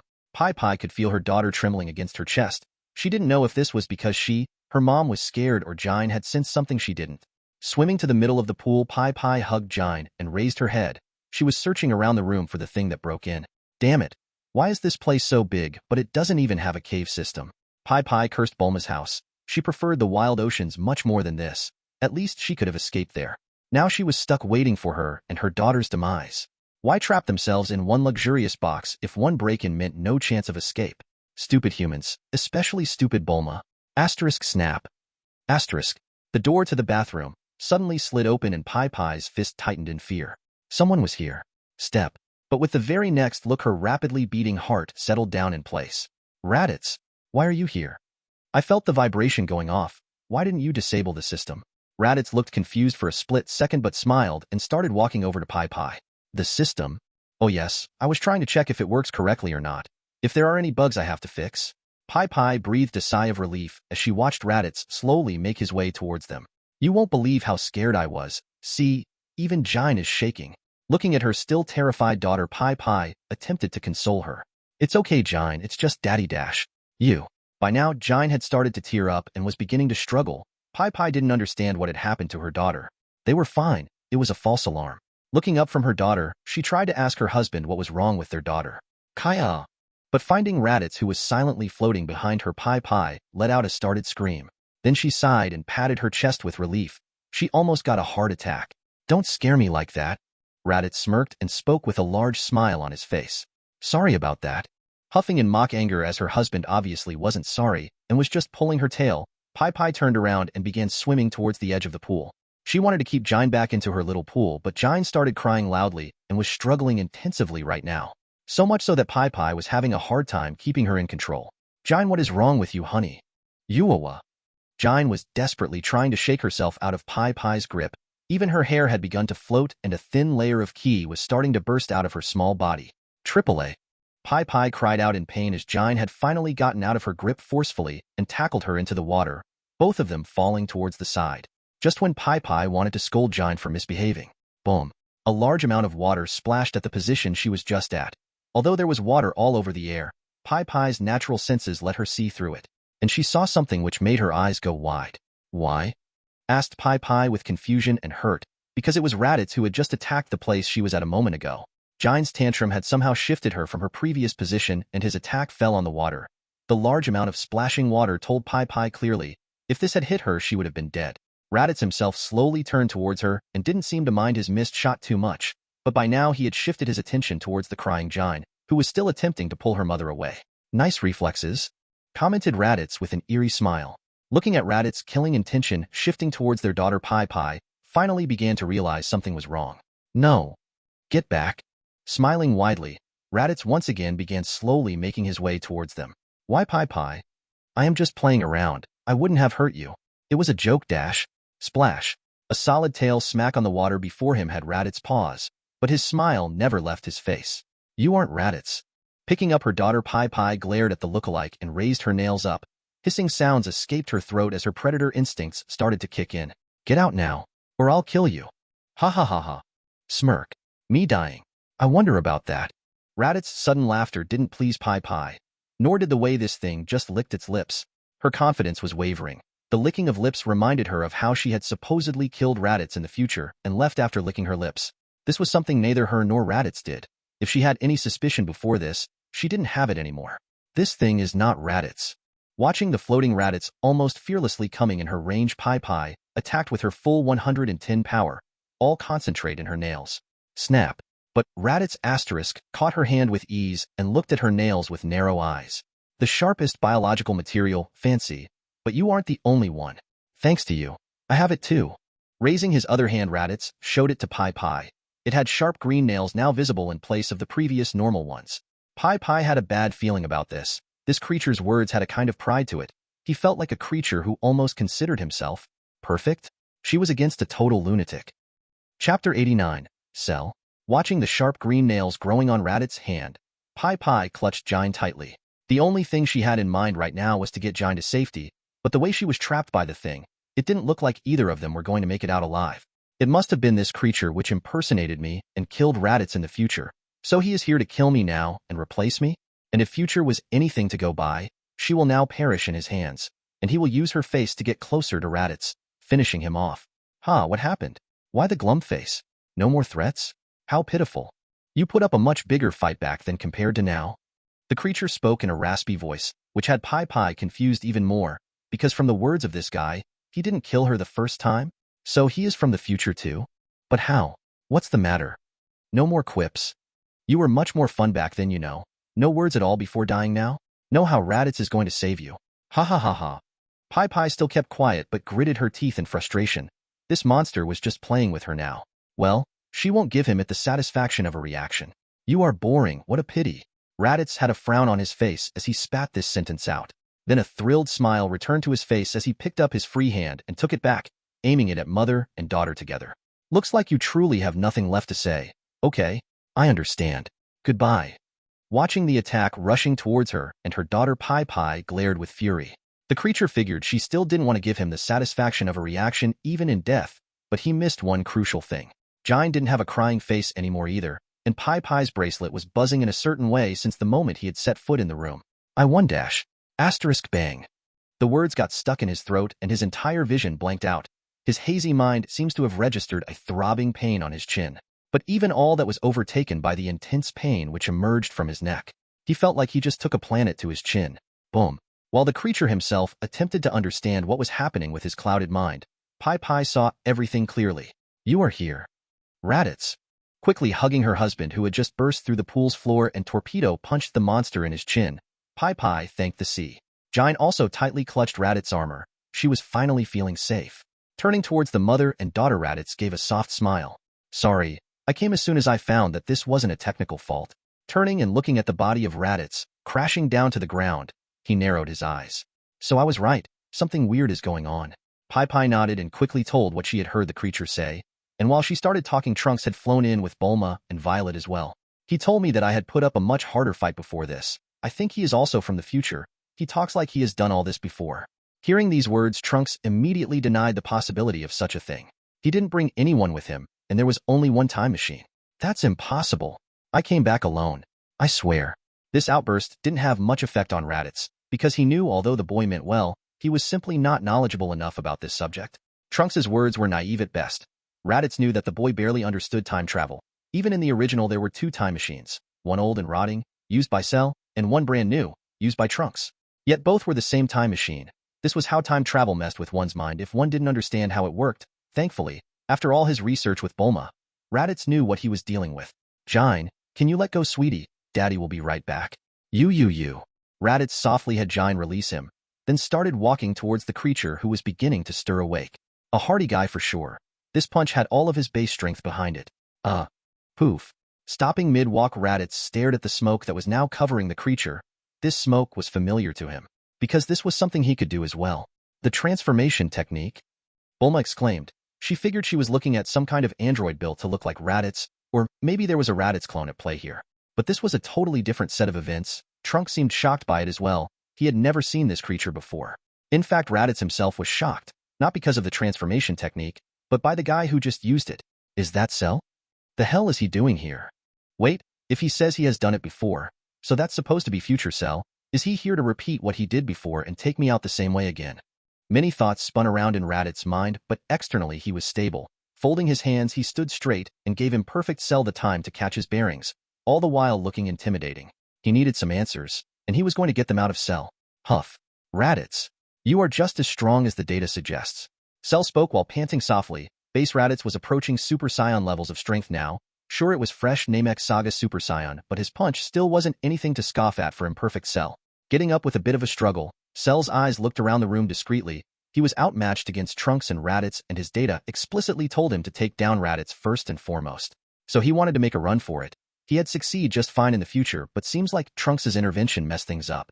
But Cell's discreet actions were as clear as day to Raditz, who knew of the creature's shifty personality before completing its evolution. Bulma, lock everything down completely. Activate every android T in store. Trunks, make sure he doesn't slip away, and protect everyone. Meanwhile, I have some questions for Mr. Giving a creepy smile to Raditz, Cell said. Cell, you can call me Cell. Nodding his head, Raditz also smiled at Cell. I see, Cell. I have mostly put together your story. Tell me if I missed something, okay? Cell frowned but stood still. He was still thinking of slipping away and was now targeting Bulma, Violet, and Pai Pai for his hostages. So he played along, in hopes that Raditz and Trunks will let their guard down. You come from the future, where you killed Pai Pai, replaced her using the transformation technique, and then killed me. Am I correct in assuming that? Same creepy smile plastered on his face, Cell laughed. She was just a means to an end. You wouldn't have doubted my nails even if I approached you as her. Not everything can cut through you Scion's skin. You were highest priority. With you out of the equation, everything would have been easy. Shrugging at the praise, which was disguised self-praise for someone like Cell, Raditz kept going and confirmed his theory with Cell. I see. So even after succeeding in the future, something didn't go the way you needed it to, so you wanted to redo? That's why you returned to the past, but you didn't think we would take measures against you because of Trunks.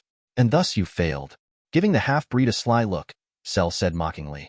He was barely a threat when I came to the past. He still isn't. How do I say this? You aren't the sharpest tool in the box, Trunks. I didn't think his vague information would alert you on a possible attack. If anything, I figured it would have made it easier for me. With you doubting each other, I would have an easier time getting the kill. Clinch. Trunks heard the Ballant mockery and clenched his fist. He was pretty upset that the monster was right. If things had gone Trunks' way, Pai Pai would have been driven out, and Cell would have impersonated someone else to get the job done. Only because of Raditz did this not happen. Trunks was ashamed. He had a lot to learn. I see. Now one last question, Cell. What do you want to do? What was it that didn't work out in the future that you had to make a trip to the past for? Inwardly clenching his muscles, Cell smiled widely. Oh, that? It was dash. Die. Rushing towards Bulma, who was farthest from anyone strong, Cell pointed his tail at her. He was going to hold her hostage or absorb her outright. Maybe then he'll be able to convince Raditz to let him go, because killing him would kill Bulma too. Bang. But the sudden pain on the top of his head once again reminded him why Jero had made taking out Raditz the top priority. This simply wasn't a fighter he could win against in his imperfect form. Damn it. Chapter 90. Raditz vs. Imperfect Cell. All Cell was feeling right now was pain. His head was being dragged through the metal walls of Capsule Corporation, and he was powerless to stop it. Cell was frustrated and angry. He had Raditz's genes inside of him too. Why was he so much weaker than Raditz? What Cell didn't know was that the genes he had were taken from the ground where old Raditz died. So what he had in him wasn't the legendary Super Saiyan's genes, but the low-class warrior Raditz genes. Boom. Finally, Cell's body had stopped being dragged through walls and was now thrown upwards, shooting straight through clouds and towards outer space. But Cell wasn't grateful for getting out of the death grip he was being held in. No, he was thrown with such force that he needed to use all his energy to stop his momentum, or he'll really get thrown into space. Sure, he had King Cold's genes in him from the spacecraft which took back the Z fighters, but he would rather not be thrown to space anyway. Aakak. Forcibly stopping his momentum mid-air, Cell trembled and glared at the fast-approaching Raditz. Those yellow eyes were really pissing him off. Whoosh. A solid layer of yellow ki was emanating from Raditz as he rushed up to Cell and stood before him, floating in mid-air. That green body is definitely from Piccolo, isn't it? I can sense so many of us in you. Me, brother, Gohan, King Cold, Piccolo, Tien, even Pai Pai and Puar. How did you do that? It's a pretty cool trick. Hearing Raditz's ballant mockery, veins popped up on Cell's forehead. It is not a trick. I am the perfect android, built from the genes of the best warriors on Earth. And you. You stand no chance against me. You are just one part of me. I am better than you. You hear me? Yelling angrily, Cell attempted to rush towards Raditz. Snap, but was caught by the tail, which was trying to stab Raditz from a hidden spot. This really caused Cell to change his face. His actions were once again seen through. He was in terrible danger, wasn't he? Oh yes, terrible danger indeed. Now you said you have Piccolo's genes inside you, right? Let's test that claim. How good is your regeneration factor? Panic spread across Cell's face as Raditz smirked and tightened his grip on Cell's tail. For your sake, Cell, I hope it's up to mark. You are definitely going to need it, Raditz declared while charging a yellow key blast point blank at Cell. Let go. Bang, bang, bang. Continuous attacks were falling on Raditz's body, but all of them were being taken head-on by him without so much as a scratch. He stood like an externally stable rock. Cell felt as if he was a mortal man trying to move a mountain. He now knew. He was utterly and completely outmatched. Damn it. Let go. Bang. Another swift punch was thrown Raditz's way, but this time Cell's eyes shone with a glint and changed the punch to a hand knife midway. His sharp nails pointing towards Raditz's heart. All this rage was faked. All of it was done to make way for this one attack. Now that Raditz was thinking his attacks don't work, he can't guard against a sudden one which does. I win. Snap. Eyes going wide with terror, Cell found his hand being caught midway by Raditz's monkey tail, not being able to move a step forward. This finally got Cell to lose his cool for real. How? How did you know? Smirking a haughty smile, Raditz poured the final bit of ki into his charging ki blast. I was never careless, Cell. Do you really think I'll forget what had killed me in the first place? I was entertaining you. Needed a while to charge this enough, you see. Now then, thanks for your help. Goodbye. Similar words which Cell had spoken to Pai Pai before were returned by Raditz. But Cell wasn't in the mood to appreciate the irony. He had much bigger problems to deal with. His death, for instance. No, wait, dash. Boom. New. Cell screamed with pain. He felt each one of his cells getting incinerated. He was trying desperately to wiggle out of the death grip, but the high temperature made it impossible. Cell could feel it. All of his body was disintegrating in the next second. Where am I? He found himself in a place with lots of floating clouds, some orange-looking men and a really large man sitting on a desk who was looking down at him with a frown. Let's see, Cell? Muttered the large man as he began flipping through his book. Cell was surprised but also cautious on how he got here. So he took a step back and asked dangerously, Who are you? Why am I here? The large man looked up and said in a loud voice, Be quiet. You are dead. You are being judged right now. What? Immediately Cell attempted to make a run for it. Catch him. The large man, King Yema, yelled loudly and utter chaos began in the other world. But that wasn't Raditz's concern. He was in charge of the mortal world's earth. Let King Yema handle the other world. Not even one cell remained, right? Good. Although he breathed a sigh of relief for now, Raditz was starting to have a headache thinking about the disgustingly powerful enemies he will have to face soon. Atomizing won't always work against enemies. It might work for Cell right now, but it's not going to work against Buu. The only reason Goku could kill Buu was because Kid Buu was purely evil, and Spirit Bomb counters that particularly. No other versions of Buu could be killed by the Spirit Bomb. Even when burned to atoms and scattered in the wind like smoke, Buu still reforms just fine. The only way Raditz could even think of killing Buu without him going Kid Buu was Hakai, another skill Raditz didn't have. Fantastic, muttered Raditz while rolling his eyes. But he soon let it go. His immediate problem were the androids. Even Cell would have been a really huge problem if things didn't go the way they did. And this was just imperfect future Cell. There is still present Cell around. Trunks had killed him by mistake in the original. But to do that I have to find Jiro's lab first. The man has managed to hide himself quite deeply. It's almost impossible to find his tracks. Raditz frowned as he wondered what he should do. There truly wasn't much he could do about it really. The Dragonballs were an option, but it was recharging from Bulma's previous wish. And even if they find Jiro's lab, Raditz was sure the man won't be caught until he doesn't bother running away because of overconfidence. Jiro was a very cunning man. It will take the supreme belief he has on his own creations to stop him from running away. Huff, well, one problem solved at least. It's a good thing Cell wasn't anything above imperfect Cell. Or I'll be in for a hard fight. It wouldn't have been this easy. Whoosh. Flying back towards the Capsule Corporation, Raditz was thinking how terrible it would have been if Cell had actually managed to absorb even one android. Semi-perfect Cell, perfect Cell, and God forbid super perfect Cell. Any of them would have been much harder to take on for Raditz right now. He might be capable of growing stronger as he fights, but even that has limits. If Goku straight away went blue against base Broly, no matter how awesome Broly was, he will die instantly. That was something Raditz wanted to avoid. People like Cell and Buu will take every chance there was to finish off their enemies.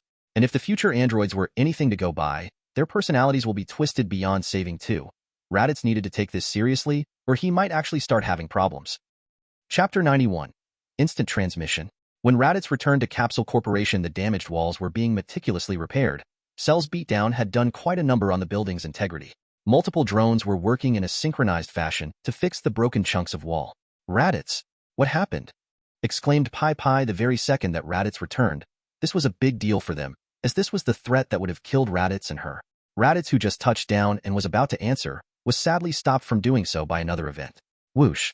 Hey, I just felt my key signature appear and then disappear. What's going on? Goku asked happily as soon as he popped into existence, as if just coming out of thin air was the most normal thing to do. The only difference from his normal posture was that 2 of his fingers were connected to his forehead. Oh yes, that was an enemy from the future, but before that, did you just teleport? Asked Raditz with a curious look to him, in response to which Goku grinned and showed a victory pose. This is instant transmission. I can go anywhere as long as I can sense someone's ki. Watch. Whoosh. Again vanishing out of thin air, Goku left the room silent. Silence which Nappa broke. Teleportation? Kakarote's gotten really strong. This was a serious praise from Nappa. He was a massive man and thus fully aware how important movement abilities were in a fight. Bulma also nodded, but her thoughts were on a different path. She was wondering if she should research this and if this teleportation can be used across timelines. Because if that were to happen, Raditz won't need a time machine to travel through timelines. I'll look into it. If it's working with space-time principles and not just a fake teleportation, then I might be able to think of a way. Just when Bulma was thinking of creating the most busted technique in existence. Whoosh. Goku returned. But this time around he had Rashi's sunglasses on his face and another grin to show how much fun he was having doing this. Nice. Those are the master's glasses? That's pretty good, Kakarote. You have become really strong. Hearing his brother's heartfelt praise, Goku removed the sunglasses and gave a happy smile to Raditz, which soon morphed into a serious look. But you have become strong too. I don't think I can defeat you even with Super Saiyan. This was concluded very seriously by Goku. The man was anything but absolutely serious when it came to things like this. This, however, shocked Nappa. His eyes popped and he exclaimed out, "What? Super Saiyan? Kakarote, you too?" Rubbing the back of his head, Goku smiled and laughed merrily, then explained how it happened. I managed to do it when I was training at Yadrit. Gohan mastered his transformation too. Now he can transform whenever he wants. Although Goku's words were basic and didn't put much weight onto the process, Nappa still knew how hard it could be to transform. Kakarote being able to do this meant he naturally understood Super Saiyan and had the necessary requirements to become one. Yadrit definitely helped, but how much was Yadrit and how much was Kakarote himself? That Nappa didn't know. That's amazing, Kakarote. You make me so proud. Knock. But Raditz's sudden punch to Goku's head was showing he was anything but proud. Ouch. That hurt. What was that for? Twitching his lips, Raditz snorted lightly. He still couldn't understand how Goku was being happy about this. Yet he was taking his disease so lightly. In Goku's mind, there wasn't even one mention of his disease. Kakarote, where is your medicine? Cringing from the question, Goku laughed in an embarrassed fashion. I forgot where I kept it. Ha ha ha ha. Clenching his fist because this was to be expected from Goku, Raditz shook his head and arranged Goku's schedule for him. You are careless, Kakarote. Fine. Trunks gave us the recipe of the medicine. Bulma will make one and give it to Gohan. I won't be there to keep tabs on you, so you better survive when I return. You hear me, Kakarote? Looking at Raditz with a confused expression, Goku asked, Huh? Where are you going? This felt like a good time for Trunks to cut in, so he did just that. He wanted to talk to Goku, the second guy who could have saved the future if he was to survive. King is going with me. He is helping me against the androids of the future. When Trunks let Goku know their plans, he exclaimed from shock. Hey, no fair. You get to fight them so soon. Trunks' situation could be described right now as being tongue-tied. The androids, which were a constant nightmare for him, was fun for Goku. Even Raditz didn't seem to be too bothered by them. Trunks didn't know if this was a matter of self-confidence, or the brothers were they truly this free in their lives. Whatever it was, Trunks knew he could never have such an attitude towards his life. For this alone, he respected them both. What's so unfair about this, Kakarote? You got your training on Yadrit. I get to fight the future androids. This is completely fair. And I am not telling you do to nothing. You need to seriously train. The guy I just killed had amazing potential, and he exists in the past too. And most importantly, it's only a matter of time before androids attack the Earth. Gesturing towards his family, Raditz said lightly, I hope you can protect them when I am not around. I don't want to come back after fixing the future, just to see a broken past. Seeing Raditz so serious about this, Goku also gave him a serious smile. No other words were needed between the brothers. A silent conversation had already taken place. And with that, Raditz was confident enough to go to the future. He didn't have any worries about his family with Goku and Nappa around. Oh yes, before I forget Kakarot, show me your Super Saiyan once. Although a bit confused, Goku obliged and narrowed his eyes. Whoosh! A burst of golden yellow ki later, Goku had turned Super Saiyan, and he had done so with ease. Nodding his head at Goku's transformation, Raditz figured it was a good time to let Goku know the road forward. Now how to go about that he himself wasn't too sure, but Goku being Goku, will figure it out sooner or later. As I thought, Kakarot, this isn't the limit of Super Saiyan's boost. I can sense some volatility in the transformation. You have almost reached the end of your normal strength growth. You need to take Super Saiyan further if you want to become stronger. Goku was surprised hearing that. He didn't know he was reaching a limit. Grabbing his chin, he wondered out loud. You know, I had a feeling for a while. I guess that confirms it, ha ha ha. Goku laughed heartily. He wasn't sad that he was reaching a limit, but he was happy that he had a possible way forward using Super Saiyan. This sheer optimistic attitude was contagious, and thus it removed the last of Raditz's worries about leaving his family behind to go and visit the future. As long as Goku lives, no matter what danger comes, he will rise up and turn that situation around. Chapter 92, Vacation. A date was finally decided for the future time travel. Trunks was happy with the arrangement as well. A real chance to finish off the androids was always good news in his books. Meanwhile, Raditz was finishing off some important business on Earth too. All had to be in order before making his future trip. Whoosh. He was currently flying through the skies and was just out of Furry's office. The incoming android threat was something Raditz had decided to inform the man on. Although Raditz didn't personally act most of the time, he was still the ruler of Earth, so lowering the casualties was his duty, and he wasn't going to skimp on it. Now that Furry is aware of what's to come, he'll make sure no funny business happens when I am away. And in case of an event where I don't return, Mr. Briefs will take my position. The preparations and countermeasures are mostly done too. Raditz mumbled while flying through some trees. These weren't independent trees either. They were a part of the forest he had begun his new life in. And now that he was going away who knows for how long, he was here to say goodbye to his family. Whoosh. Thump. Dropping before a clearing which had a waterfall behind it, Raditz smiled. Home sweet home. With another smile, he happily approached the waterfall. Splash.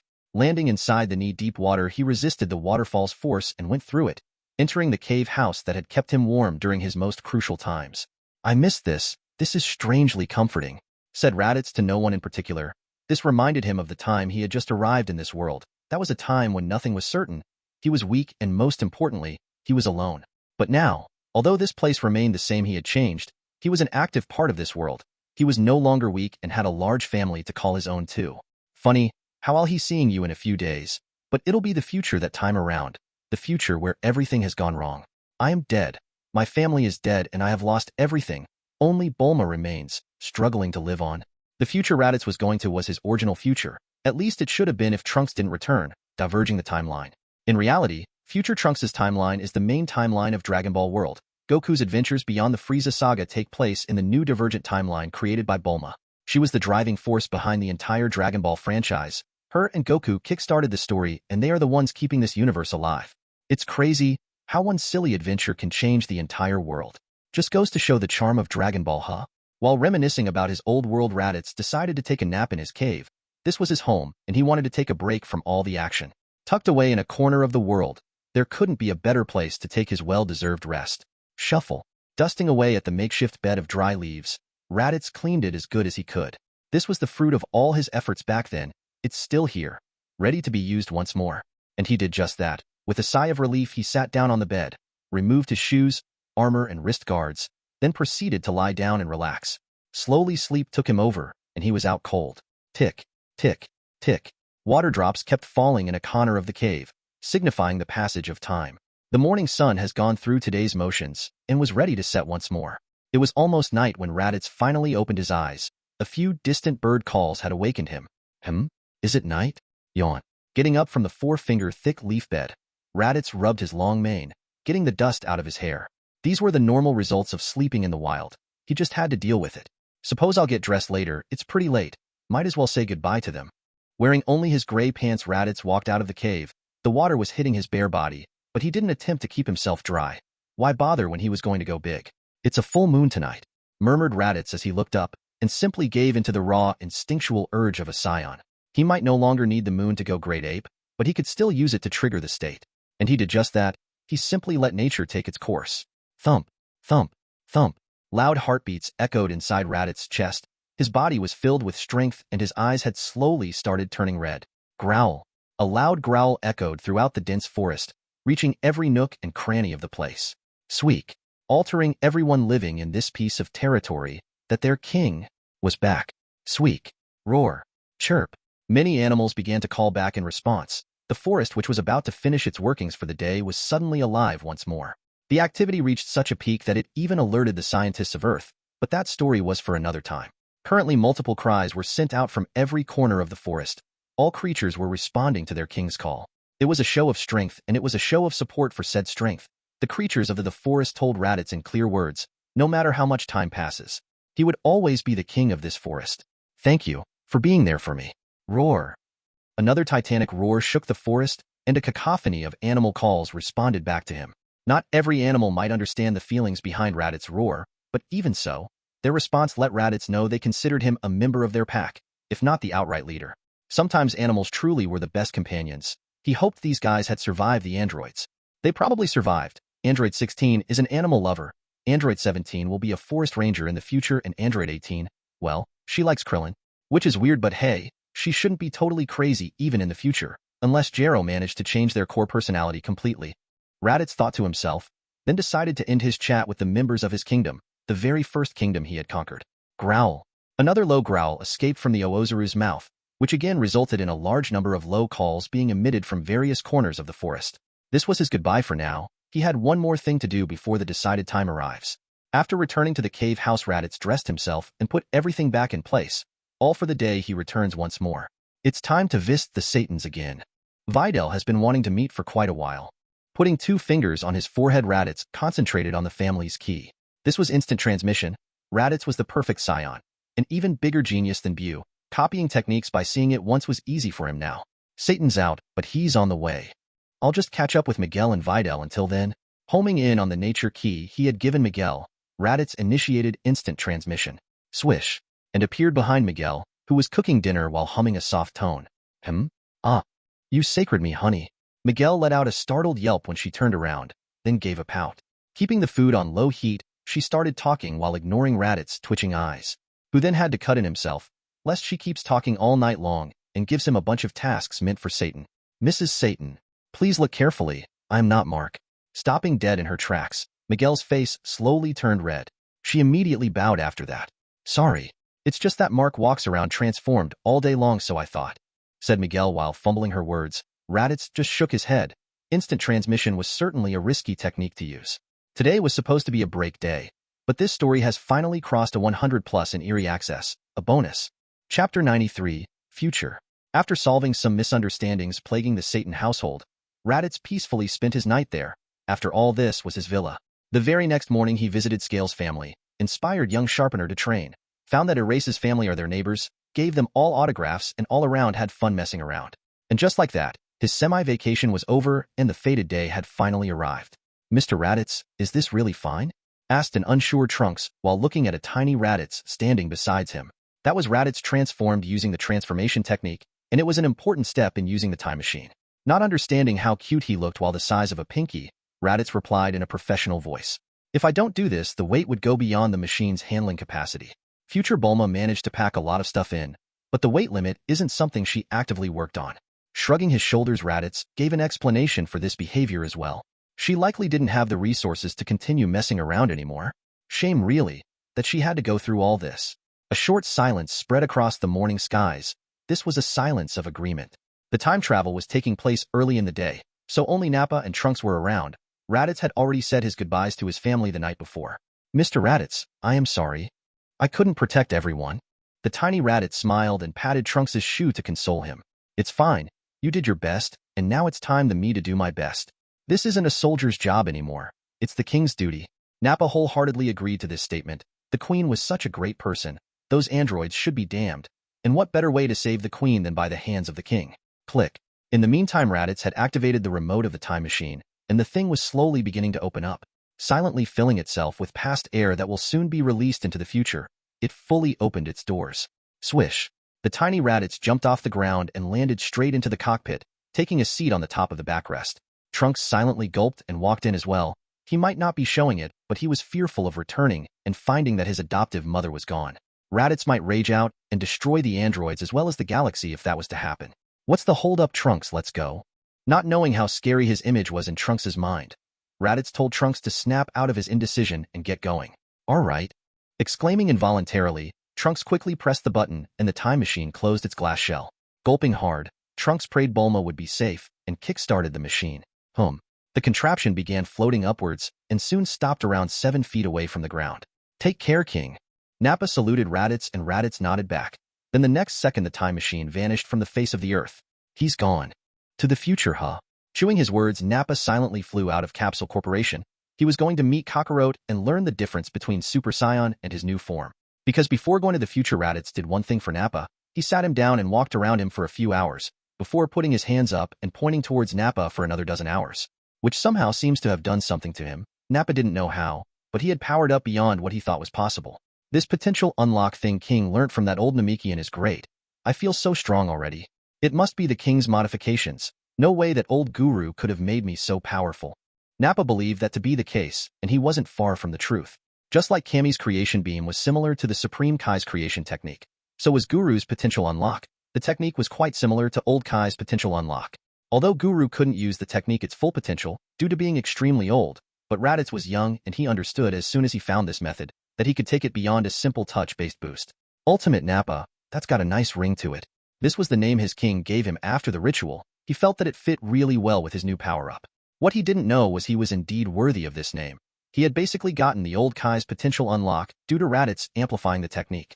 For all intents and purposes, Nappa was the first Ultimate Saiyan. Even if he doesn't unlock Super Saiyan for some reason, he can still get stronger in his base, basically tapping into Super Saiyan's powers without going Super Saiyan. Whoosh!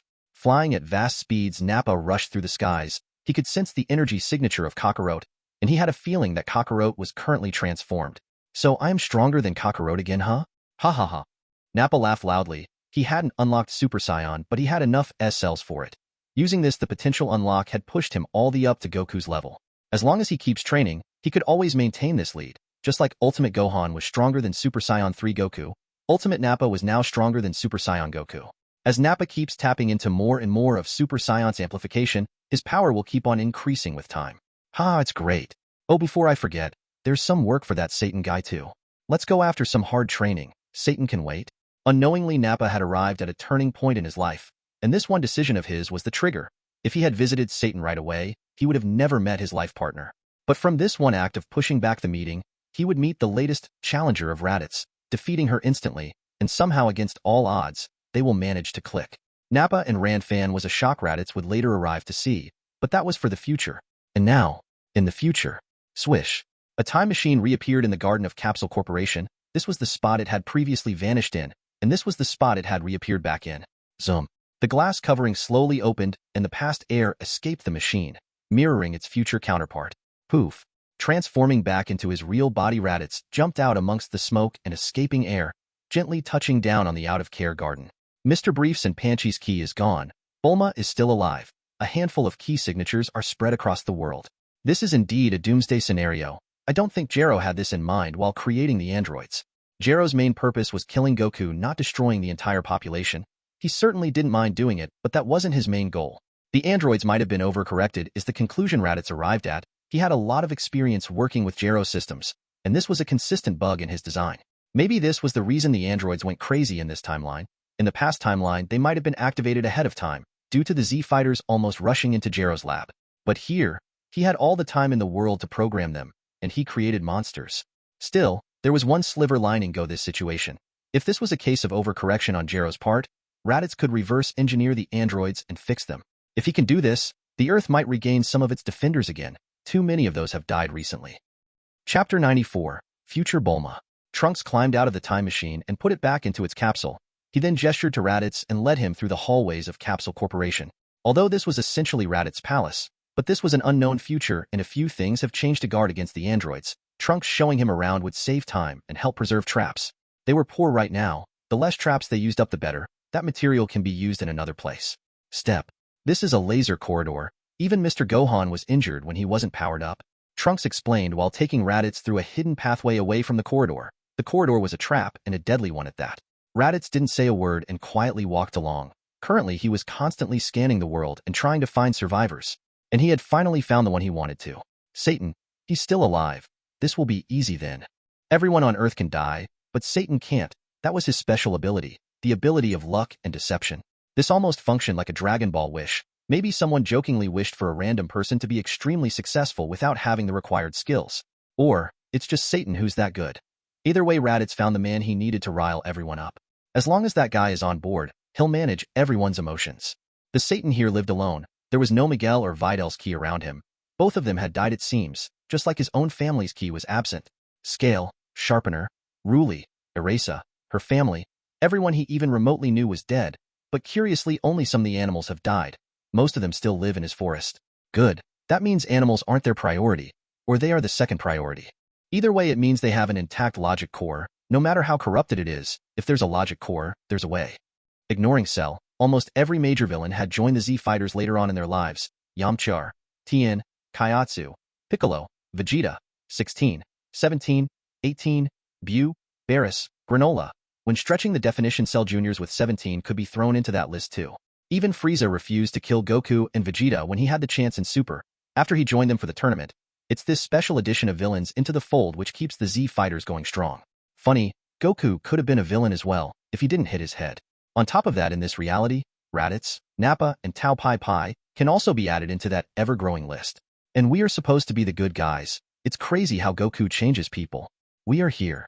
Trunks' words brought Raditz out of his contemplation. Twist. Looking up, he saw a locked door, which was starting to open up from the inside. With multiple mechanisms released, the door finally opened up, and a slightly haggard Bulma came into view. Trunks, you are okay, dash. Stopping in her tracks, Bulma looked at Raditz with wide eyes. Then her face slowly teared up when she realized it wasn't her Raditz, but his past self. Sniff. Closing her eyes, Bulma sobbed lightly, which turned into a soft cry after she felt those arms in her memory hugging her again. While Raditz consoled Bulma, Trunks gave them space and returned to his room. As he walked towards his destination, he clenched his fist and mumbled, "Just you wait. It won't be long. Your reign of terror will be over." Trunks declared before going to the control room through his room's hidden pathway. He wanted to check the android's location from the satellite feed. Sitting himself in the main seat, Trunks turned on the CC satellite feed and started the global view. Soon he found the three wreaking havoc in a nearby city. Damn it, 16, 17, and 18. Those guys are hunting humans again. This was a sick game the three liked to play. Well, it was mostly two, because 16 only killed those who wanted the escape and didn't join in on the fun. But that didn't stop him from killing escapees anyway. It was 16 who finally dealt the killing blow to Gohan as well. This made Trunks hate him just as much as the rest. That's what they call human hunting? Seems like they have totally lost it. The gruff voice coming from behind snapped Trunks out of his rage-filled haze. Looking back, he quickly composed himself and stood up, leaving the seat to Raditz. Raditz' aura alone made him act the way he did, refusing to sit if the king stood. That's right. It's this sick act they call a game. Trunks explained with poorly hidden anger. Bulma, who stood beside Raditz, also looked on with sadness. You are right. They show signs of a corrupted logic core. Looking closely, their movements are violent beyond need. It goes against the self-preservation instincts of the human body. It seems Jero rewrote most of that too. Bulma was basically informed by Raditz on the research they did on androids' possible faults. Here in the future, after Raditz died, Bulma didn't have the luxury to research the androids. But past Raditz survived due to Trunks' interference. Her split timeline self had made a lot of progress in this field. She honestly felt jealous of her past self. This could have been her. Now, even if Raditz is standing beside her again, she knew he wasn't her Raditz. He was a Raditz from the past produced by a timeline split. A timeline she had created involuntarily. She really hoped this didn't doom another set of her friends. Maybe she was way over her head thinking she can make everything better again. Maybe she should have just... Bulma, don't overthink stuff. I am here now. Everything will be fine. Just leave it all to me, all right? Raditz's words somehow magically calmed down Bulma. Maybe it was the habit developed by her for so long that was coming into play, or it was the confidence in his words. Whatever it was, she was willing to let it control her. She wanted solace from the constant pressure of survival, even for a little while. That's the Bulma I know, good girl. Now sit back and relax. Smiling at Raditz's comfort, which she received after a long time, Bulma laughed a bit as she pushed her hair back. Yes, she was safe with Raditz now, safer than she had been in a long time. Looking at the still nervous Trunks, Bulma smiled sweetly and spoke softly. Her adopted son should also let it go for a while. He was under too much pressure since Gohan died. He is right, Trunks. We have done enough. Now, let your king take the lead. Hearing the pain behind Bulma's words, which was slowly being hidden away, Raditz suddenly started laughing boisterously, but his energy wasn't laughing. His eyes were shining golden while his hair had started fluttering. A bloodthirsty smirk was beginning to form on his face as he saw the androids firing upon a little boy. They had done too much. He wasn't Goku. He didn't have the charisma of his brother, nor did he have a big heart like him. Even then, Goku lost it when Krillin had died unjustly against Piccolo's minions. So watching this cruelty happen before his eyes as the androids laughed merrily, and the haggard state of his future wife, Raditz's legendary instincts were beginning to take over.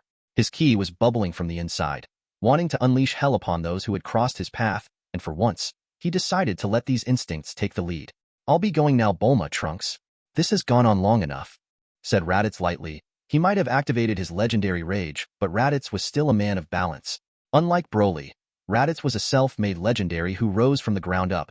Controlling his rage was a matter of thought for Raditz. His wrath will be unleashed upon the androids only. As for if or not they can be reprogrammed, he'll let nature take the lead. Raditz, wait dash. Bulma called Raditz, who was beginning to leave.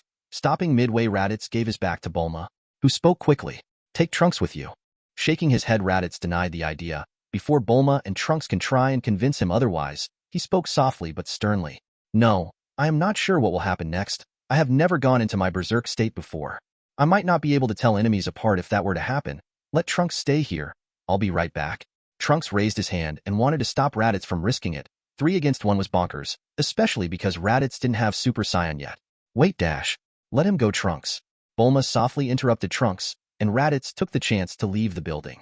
Watching Raditz leave and the confused Trunks who didn't know why he was stopped, Bulma remained silent and wiped a tear off her eye. This might not be her Raditz, but he cared all the same. Chapter 95. Unlimited Energy versus Ever-Growing Ki. Android 17 was done with his fair share of human hunting today.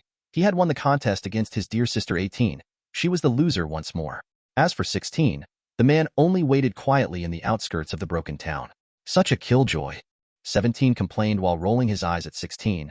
But as always, 16 ignored his attempts to rile him up.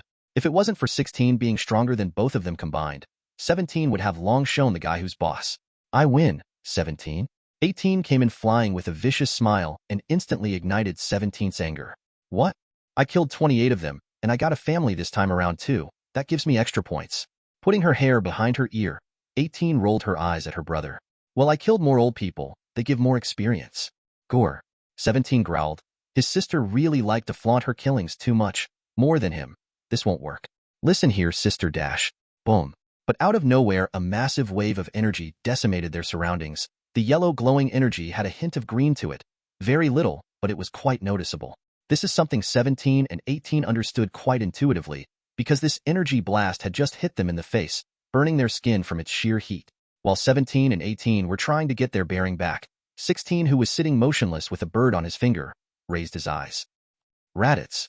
Highest priority, 16 said without any mood swings in his voice. Now that Goku was dead, his priority has shifted to Raditz. Raditz was in fact everyone's topmost priority. As long as he lived, they wouldn't be able to do what they wanted. But he was supposed to be dead, yet he stood here before him. Although this didn't faze the robotic 16, it very much pissed off 17 and 18. Raditz? Are you kidding me, big guy? Wasn't this guy dead? Click. 17 spoke while climbing out of the crater. He was snapping his neck to get rid of the pain. 18 also climbed out of the crater with a frown on her twisted face. She was really angry her nails got destroyed in this attack. Raditz? I don't know where you hid all this while, but you messed up coming here alone. 18 threatened Raditz with sharp eyes. All 3 androids had their attention on him. But Raditz himself only floated before the trio, his energy going up each second and his height slowly increasing as his Iakri was tapped into more and more. Really? From what I see, 18, it's you who messed up. Laughing with her hand over her mouth, 18 gave Raditz a sly look, and 17 backed his sister up too. We messed up? Buddy, did you forget the part where we have infinite energy and are stronger than you? Maybe you don't know. Your kind can't sense us, isn't it?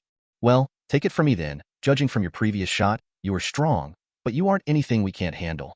18 completed 17's words, but it's only 16 who remained quiet until now. 16 was someone who had a sensor so powerful he could detect Gohan's hidden strength before even Gohan could. And he was similarly sensing Raditz's hidden strength, and what he was sensing wasn't good at all. Negative. 16's voice brought 18 and 17's attention back to him, and 17 asked what's the problem with a shrug. Although he was curious as to why Raditz just stood there, slowly growing bigger and looking angrier, 17 had no fear.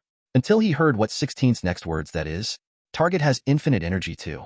The startled 18 immediately snapped her head towards 16. What? Is he some kind of android as well? Ignoring 18's words, 16 slowly began removing his fists from its sockets. Click, exposing the barrels inside his hand. No, he is a biological being. 17 looked unsure and questioned 16's words. You must be mistaken then. There is no way he has infinite energy. You see, he only stands there looking angry. He doesn't even have the guts to attack. Shaking his head at 17's inference, 16 raised his blasters and pointed them towards Raditz.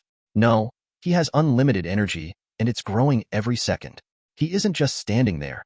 He is gathering strength. Zoom. Yellow energy began gathering inside 16's blasters as he locked onto Raditz. During this span of time alone, he has surpassed both of your energies and is reaching mine. Suggested action, eliminate swiftly. 17 and 18 although were unsure but were starting to feel some fear. Seeing 16 so serious they had to get serious too. But 17 wasn't very pleased that he was said to be weaker than Raditz. He would prove the big guy wrong. Maybe that will bring down his attitude. You hear the big guy. How about Dash? I am almost habituated to my rage form. Thanks for waiting, everyone. Raditz's sudden words stopped 17 mid-sentence, and they sounded very mocking to 17, who glared at the massive man and was about to attack. Boom. But 16 was faster than him, and the energy cannons hit the floating Raditz. A point-blank attack. He doesn't look very smart. He just sat there and took it. 18 huffed watching the energy drown Raditz's body, but 16 immediately opened his eyes wide and yelled, "Get down!" Crack. Sadly, before they could, 17 and 18 both felt their spines crack. Boom, boom, and got ragdolled into some buildings. The siblings had no idea what just hit them, but 16 saw it clearly. Raditz had teleported behind the siblings, and each of his foot made contact with each of their lower backs. The resulting shockwave alone had 16 tensed. This wasn't just a pure key-amped attack. It was hitting much harder than it was supposed to. Your muscles, they are stronger than what they should be, said 16 before reattaching his fists to his body. With the speed Raditz just showed, he can never lock onto him anymore. Turning towards 16, who was getting ready to brawl, Raditz's yellow eyes started at him without emotion. Although the well-hidden rage behind his eyes was something 16's sensors had detected, and he had reached a conclusion that all this time Raditz wasn't only increasing his power, he was trying to tame his emotions. So your sensors found it, huh? Sorry, never had to use this state.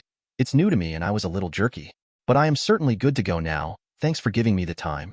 Flipping his royal robe with well-hidden anger behind his stare, Raditz took his stance. I heard that I am your top priority and you are supposed to be really durable, the second toughest android. Let's test that theory, shall we? Swish. Suddenly teleporting before 16, Raditz elbowed the man straight into his metallic gut. Crack. Cracking the housing from inside. 16 himself was sent flying through the air and crashed into the struggling 18. Again downing both of them, hurting 18 more than hurting 16. 17 had also climbed up by now from sheer tenacity and was glaring at Raditz. You monster! Spat 17, and immediately flew towards Raditz, attacking him head-on. Boom! And was met with a fist straight to his cheek, sending him crashing into the growing pile of androids, once again burying 18 and 16 into the rubble. But Raditz knew, although he seems to be having the upper hand now, it was because they weren't fighting together. I tried to take them out one by one, but these guys are too durable. Looks like it's a tough fight ahead then. Although watching the androids climbing up from the pit, Raditz didn't look too tensed. He had a good grasp of his state now. Unless he is knocked out, his body will always produce energy, and if he keeps it to levels he can control, he'll essentially have infinite energy and won't lose control. Now it was just a matter of time. He will get used to his current level of power before growing further. The androids were doomed from the moment they gave Raditz the chance to get used to his abilities. Now their lifespan depended entirely on how fast Raditz can master his new power level. You know, you guys would have made good training partners. Shame you had to be such sick bastards. Raditz's words echoed in the dusty battlefield. Hearing that 17 and 18 were completely pissed and slightly fearful too. They weren't showing it, but they were hurt pretty badly with that kick. 16 was right. They have to team up, or they were toast. Chapter 96, Retreat. It was day 3 of Raditz versus the android trio, and crazily, it was the androids who were beginning to show signs of fatigue. As for Raditz, he had been brutally injured multiple times in this fight, but his buffed regeneration and constantly adapting ki kept him going. In fact, if he wanted to, he could have finished the trio off in half an hour by constantly pushing his Ikari. Legendary Super Saiyan's ability to adapt was no joke. But Raditz wasn't short-sighted enough to go for a quick ki boost and lose balance, especially when not in immediate danger. The androids will lose sooner or later. No need to waste his hard-earned ki control for the trio. TCH, this monster. 18 growled. Her arm was currently bent in the wrong way, and her entire body was hurting. But she wasn't alone. 17 had one of his legs broken and could barely fly. As for 16, he fared much better but also had a cracked skull. Monster? I prefer to go by Legendary Super Saiyan. You lot really make nice training dummies. I have grown in strength, adapted to it and grown again. All because of your infinite energy. Where else would I find such good training dummies? Most of them quit within a few punches. Hearing the Ballant mockery, the androids were not even in the mood to talk back. They were very scared right now. According to 16, if this guy wasn't trying to gain control over his ever-growing strength and actually let it grow all the time, they would long have been dead. This scared the hell out of the trio. They had tried desperately to kill him before he adapts, but it has been for naught. We should retreat. We can't beat him. 17 said in a low voice. No matter how humiliating it felt to him, he wasn't going to put his sister in danger. Same thoughts were on 18's mind. She also felt retreat, and a sneak attack on Raditz was the best option. Although they didn't have the luxury to understand this now, but slowly, through the sheer terror they were experiencing, their natural instincts were beginning to overpower their code overcorrection. They were after all once human, Lapis and Lazuli. It isn't easy to remove core instincts of self-preservation from a human, triggering of which was starting to disconnect them from the shackles of Jero's code. They are actually thinking of retreating? It seems they are beginning to regain senses. Salty, this will only work for 17 and 18. 16 is fully mechanical. He will just have to will himself out of it using loopholes, like he did in the original. Raditz always had his attention on the android's thoughts all this time, and throughout the 3-day period, he had seen their thoughts go from simple brutal killing to more irrational approach. If they were beginning to overpower their killing code, Raditz didn't mind giving them one chance, but if they go on a killing spree after regaining their senses, they will swiftly meet their end. In fact, the only reason Raditz even wanted to give them a chance was because he knew they weren't bad by default. The original timeline had shown that very clearly. If they overpower Jero's brainwashing, they will return to being Lapis and Lazuli once more. Although I am a bit upset that you think I can't hear your whispers, but I can consider letting you retreat. I have one condition though. Color drained from the androids' faces. Even their whispers were overheard. Is this guy a Namekian or what?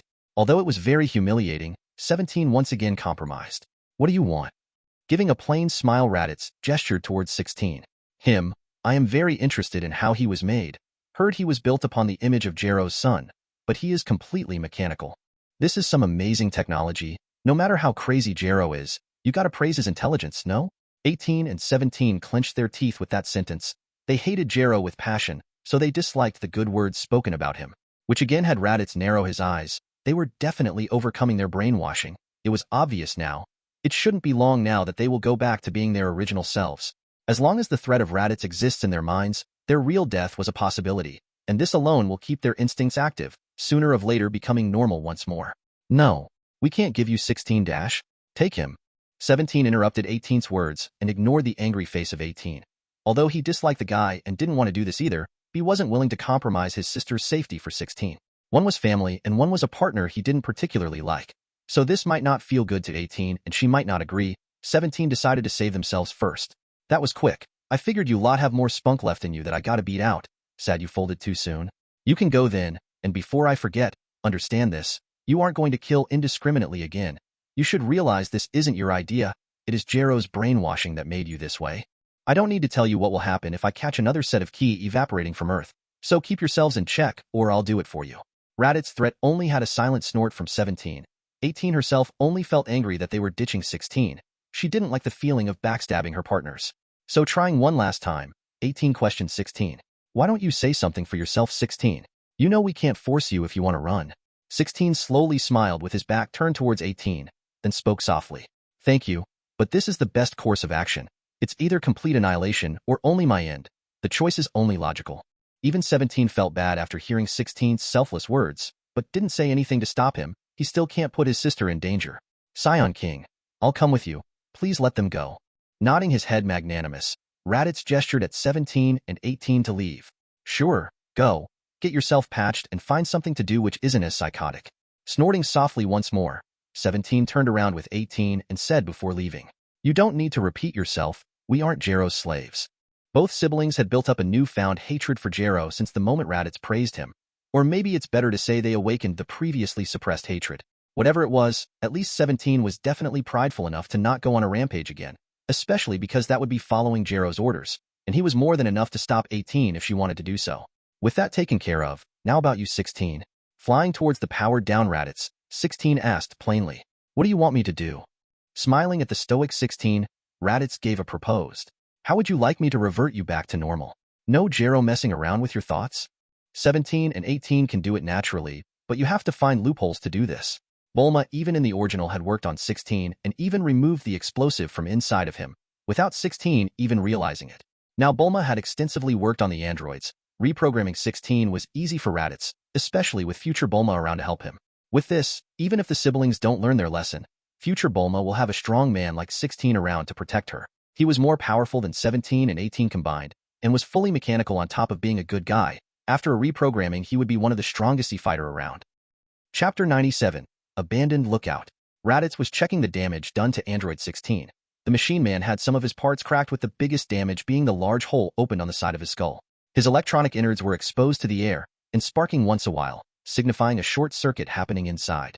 But 16 was so robustly built that he shrugged off this heavy damage to his head like nothing. 16, let's get you patched up a little, then it's time for some burner code pads. Taking a small capsule out of his armor, Raditz threw it up and down while playing with it. Then told 16 what his idea was. If the big guy didn't mind, he'll go ahead with it.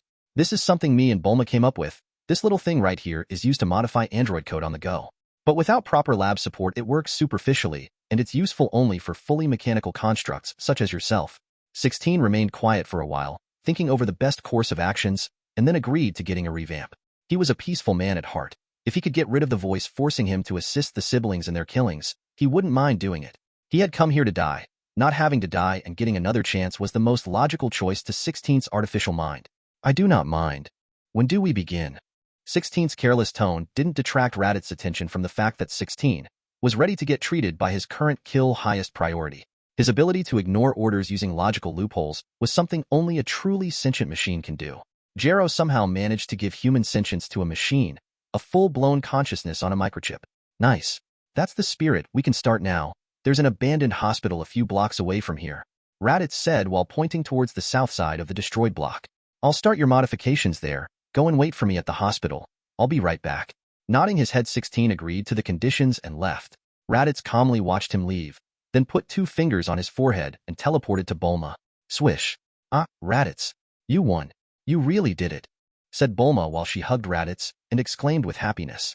We were so worried when you kept fighting for 3 days straight. Trunks almost couldn't help but rush out to help. Bulma's complaints made Raditz turn towards Trunks, who although looked happy was worried about something. What he was worried about, Raditz didn't need to ask. It was written all over his face, but for the sake of his self-respect, Raditz asked anyways. What's got you worried, Trunks? Trunks seemed unsure on how he should go about asking this, but then made up his mind to ask Raditz straight. Is letting them go really a good idea? The mood in the room was brought down quite a bit from Trunks' words. Bulma left Raditz's hug and wanted to convince Trunks not to have such a pessimistic attitude. She had seen the likes of Piccolo, Raditz, Nappa, and Vegeta turn good. It didn't always have to be a do-or-die situation unless the villain in question was Frieza. But Raditz shook his head at her and stopped her from shutting down Trunks. He wanted to give the boy's perspective a shot. So he thought about it seriously and then after a few minutes, gave Trunks an answer. While I believe in my judgment, I also understand your concerns. To address that, I'll be staying here in the future for a while, said Raditz while looking at the monitors showing the ruined Earth, his gaze focusing on one particular monitor showing a large man with afro. As long as I stay here, even if the androids misbehave, I can kill them, and after I leave, I'll let the reprogrammed 16 stay with you. He'll be able to keep the 2 of them in check, although I don't think any of this is necessary. But there you go, your contingency plans. Trunks blushed from shame. He felt as if Raditz was simply humoring him like a kid, but he wasn't mad. He also knew Raditz was a better judge of character than him. He understood that very clearly when Raditz tore apart his disguise as soon as he returned back to past. But his concerns weren't something arbitrary. He has lost almost everyone to the androids. He was a new generation of Z-fighter who didn't know how old Z-fighters handled situations. Because he grew up watching the androids, in a twisted way their kill or get killed mentality is something he adopted as well. Thank you. I am sorry for doubting you, Mr. Raditz. Trunks stood straight and gave a mock salute, trying to remove the awkwardness he had built up earlier.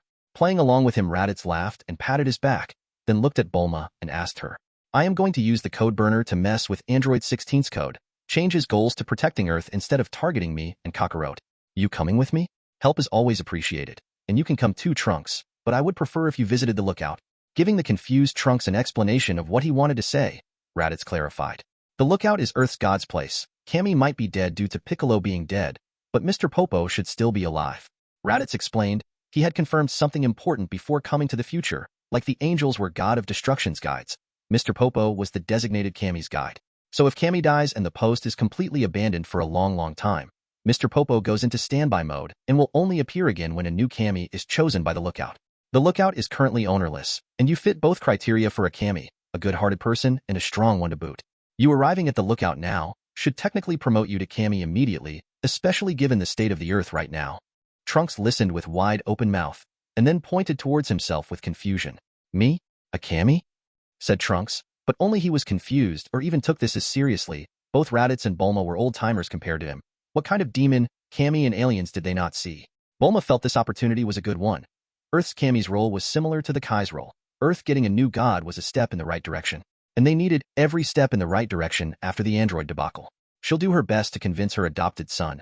It was for his best too. He had had too much on his shoulders. As her mom in name, Bulma wanted Trunks to get a raise. Chapter 98. Earth's Hope. Bulma always wanted the best for Trunks, so keeping in mind her adopted son's bright future, Bulma made her pitch, supporting Raditz's idea straight away. It's a good thing, Trunks. You should give it a shot. Who knows, maybe you can do something to fix Earth sooner. Something which only Earth's Kami can do with his authority? There has to something like that, otherwise there wouldn't be much of a point for the position. Some might consider Dragon Balls a thing only Kami could do, and it would be right in Earth's case until now, but Bulma knew Dragon Balls were a Namekian thing, not a Kami thing. And she also knew Goku was invited to become Earth's Kami when he was in his teens. That means the post takes anyone capable enough. It's not only for Namekians. So besides the unrelated Dragon Balls, there had to be more to Kami's authority. It might be because of Kami's weak strength that he couldn't exercise this authority. Raditz agreed to Bulma's thought process and decided to back her up like she did to him, pushing Trunks further on the road to Kamihood. Bulma's pretty spot on, Trunks. You have used the Senzu beans, right? They can be considered to be something under Kami's domain. Those beans are so few in numbers because they use the earth and its inhabitants' prosperity and extra vitality to grow. This is something which can only be done in Korin Tower and nowhere else in the world. If Senzu beans could be specific to the lookout in Korin Tower, there could be more things which were. And Raditz knew of two more things Earth's Kami can do. He had the ability to see anywhere on Earth without hindrance, and had the ability to project his soul into someone's body, essential creating an avatar of God type of scenario. Now those were things Kami had shown doing during his reign, but this wasn't what was important to them right now. What they needed was a way to feed back to Earth as Kami, bring back the lost vitality and prosperity, and if it really doesn't work, no harm done, they'll just do it the old-fashioned way, hard labor. Gulp. Trunks gulped from the sudden pressure. Seriously. When he woke up today, becoming Kami wasn't in his agenda, but Bulma and Raditz trusted him so much, he can't let them down. I'll do it. I'll go to the lookout, Trunks said, faking his confidence, which even if Raditz saw, he didn't comment on it, and only encouraged him along. Taking a deep breath, Trunks turned away and left after leaving a word. I'll be off. Whoosh. Watching Trunks fly away, Bulma turned towards Raditz and asked, You have something else in mind, don't you? Looking at his wife's future counterpart, Raditz gave a cheeky smile. I do. Kamis have something I call God Key. It comes with the post, so I wonder, what will happen if a Super Saiyan was to become one? Will nothing change? Will some change be there, but it will be minimal? Or will he truly become a god? A Super Saiyan god? Now this seemed like a far-fetched idea to Bulma, but she didn't shoot it down either. Raditz was the Saiyan King and the legendary one to boot. Him having a feeling of something like that existing should be sufficient proof of it existing, at least having a possibility of existing. So even if Bulma figured the chances of first and second option were much more, she didn't say anything to refute the third option, and simply agreed. That would be good news, but I am not sure how much more powerful he can become even if he does receive a boost. Earth is in a pretty bad condition right now. Trunks might even need to provide energy first, before he can even think of getting something back. Hearing this, Raditz had a thoughtful look to him. Bulma wasn't wrong in her logic. This could definitely be a possibility, but it still doesn't hurt to try. If it didn't happen, it didn't happen. No big deal. Trunks can develop Super Saiyan all the way. That should be enough to deal with a possible Bu attack. As for Zamasu, even Raditz wasn't even sure of dealing with him. Goku even used Hakai, a god of destruction skill specifically meant to destroy everything, and the immortal Zamasu shrugged it off. Nobody other than Zeno can actually kill the immortal Zamasu. Super Dragon Balls are extremely powerful. A wish made using them cannot be overridden by anything other than Zeno nuking the entire timeline. So if Goku Black and Zamasu arrive to threaten this timeline, Trunks should just take Bulma and run back to the past. Doesn't matter if Zamasu himself does it or Zeno does it. In the end, this timeline is doomed for good. A few more years at best, that was what this timeline had left in it. But Raditz still wanted to change that if he could. Not only was future Bulma here and likely wanted to stay here, he also wanted to have all the help he can get in dealing with someone like Zamasu. And this is where Satan would come into play. It was now time for Satan to fulfill his destiny and defeat the big bad, bringing hope to Earth in a way only he can. With him, defeating the androids, coupled with some sob story Satan will no doubt cook up for them. Earth will have a lot of room for choosing a rebuilding direction. Best case scenario would be shifting the civilization's focus towards Ki. If the scientific minds of Earth put their minds to it and develop Ki to its limits, Earth can become a great asset. But before any of that is possible, Satan has to succeed first. What Earth urgently needed right now is hope, and Satan can provide that hope. It might be false hope, but with Trunks and 16 backing him up, even false hope can become real hope. Should we go? 16 is waiting for a while. It would be a shame if he leaves. Bulma's voice broke Raditz's contemplation, and then he nodded lightly, putting his hand on Bulma's shoulder. Raditz initiated instant transmission. Sayush, we are here. 16. Sorry for the delay. Had to get an expert. 16 looked at Bulma and scanned her data. I understand. Where do we begin? Walking along with Bulma, Raditz gestured for 16 to follow. Floor 2. It's got an intact ICU. As 16 made his way with them, Raditz simulated the operation in his thoughts, hoping the code rewrite goes well, because if it does, future Bulma would have an actual asset in her hands. 16 being purely mechanical wasn't as unreliable as 17 and 18 could theoretically be. Bringing him to the good side was always a plus in this case. This is more so with the potential androids showed later in the series. 17 in particular had a lot of untapped potential. 16 and 18 were built similarly, so they should be somewhat comparable. All three, after all, were built using infinite energy reactors. 17 had almost gone up to Super Saiyan 3 levels after sparsely training with Cell Juniors on his island. If handled correctly, these three could become Trunks' Tien, Piccolo, and Vegeta, as long as Trunks stays smart about this, and he will have it in the bag. Chapter 99. Weaponized Ki. After 16 was powered down and lying on the ICU bed, Bulma connected the code burner and checked a few things, then swiftly disabled them one by one except for one thing which she couldn't disable. There, I have turned off everything: location, sensors, cache history. But I cannot turn off the explosive in his chest. If the android siblings have that too, then it's bad news. Nodding subtly, Raditz silently kept on monitoring the sideloaded code. After Bulma did some final touches, and all of them turned green, Raditz smiled. Anything which can compromise our position is turned off? Asked Raditz while touching Android 16's left chest. This is where the explosive is located. Bulma replied while fixing up her hair and detaching the code burner from 16. Yes, all problems are solved temporarily. We can do what you actually wanted to do now. Raditz chuckled. He didn't ask how Bulma figured out he had other things in mind and didn't want to tell 16 the entire thing. This was future Bulma, and he was the past Raditz. A tactic understanding of this level is normal. We take apart 16 completely. Jero has a habit of attaching extra memory cores as backup. But they aren't possible to modify using simple code. It's a physical process. So we solve what we can here, then take him home and do the rest. Bulma kept working and nodded along. She knew that had to be a main reason on Raditz's part. He didn't want the androids to know what level of modification was going to be done on them, and it wasn't about secrecy either. It was a defense against what Jero could have done to them.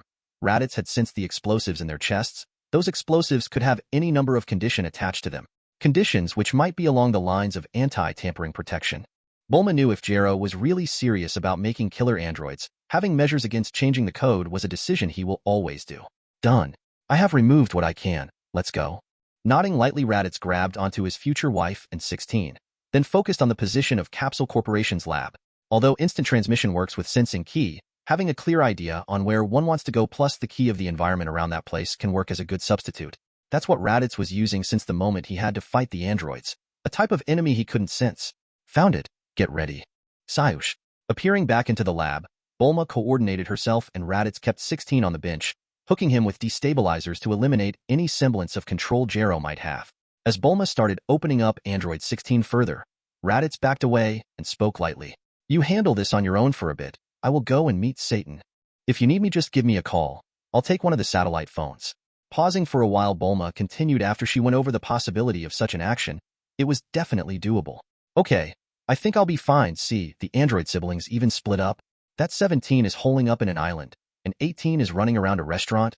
Does she want to eat? Watching the android slowly look at the food and eat it in large bites, Bulma murmured.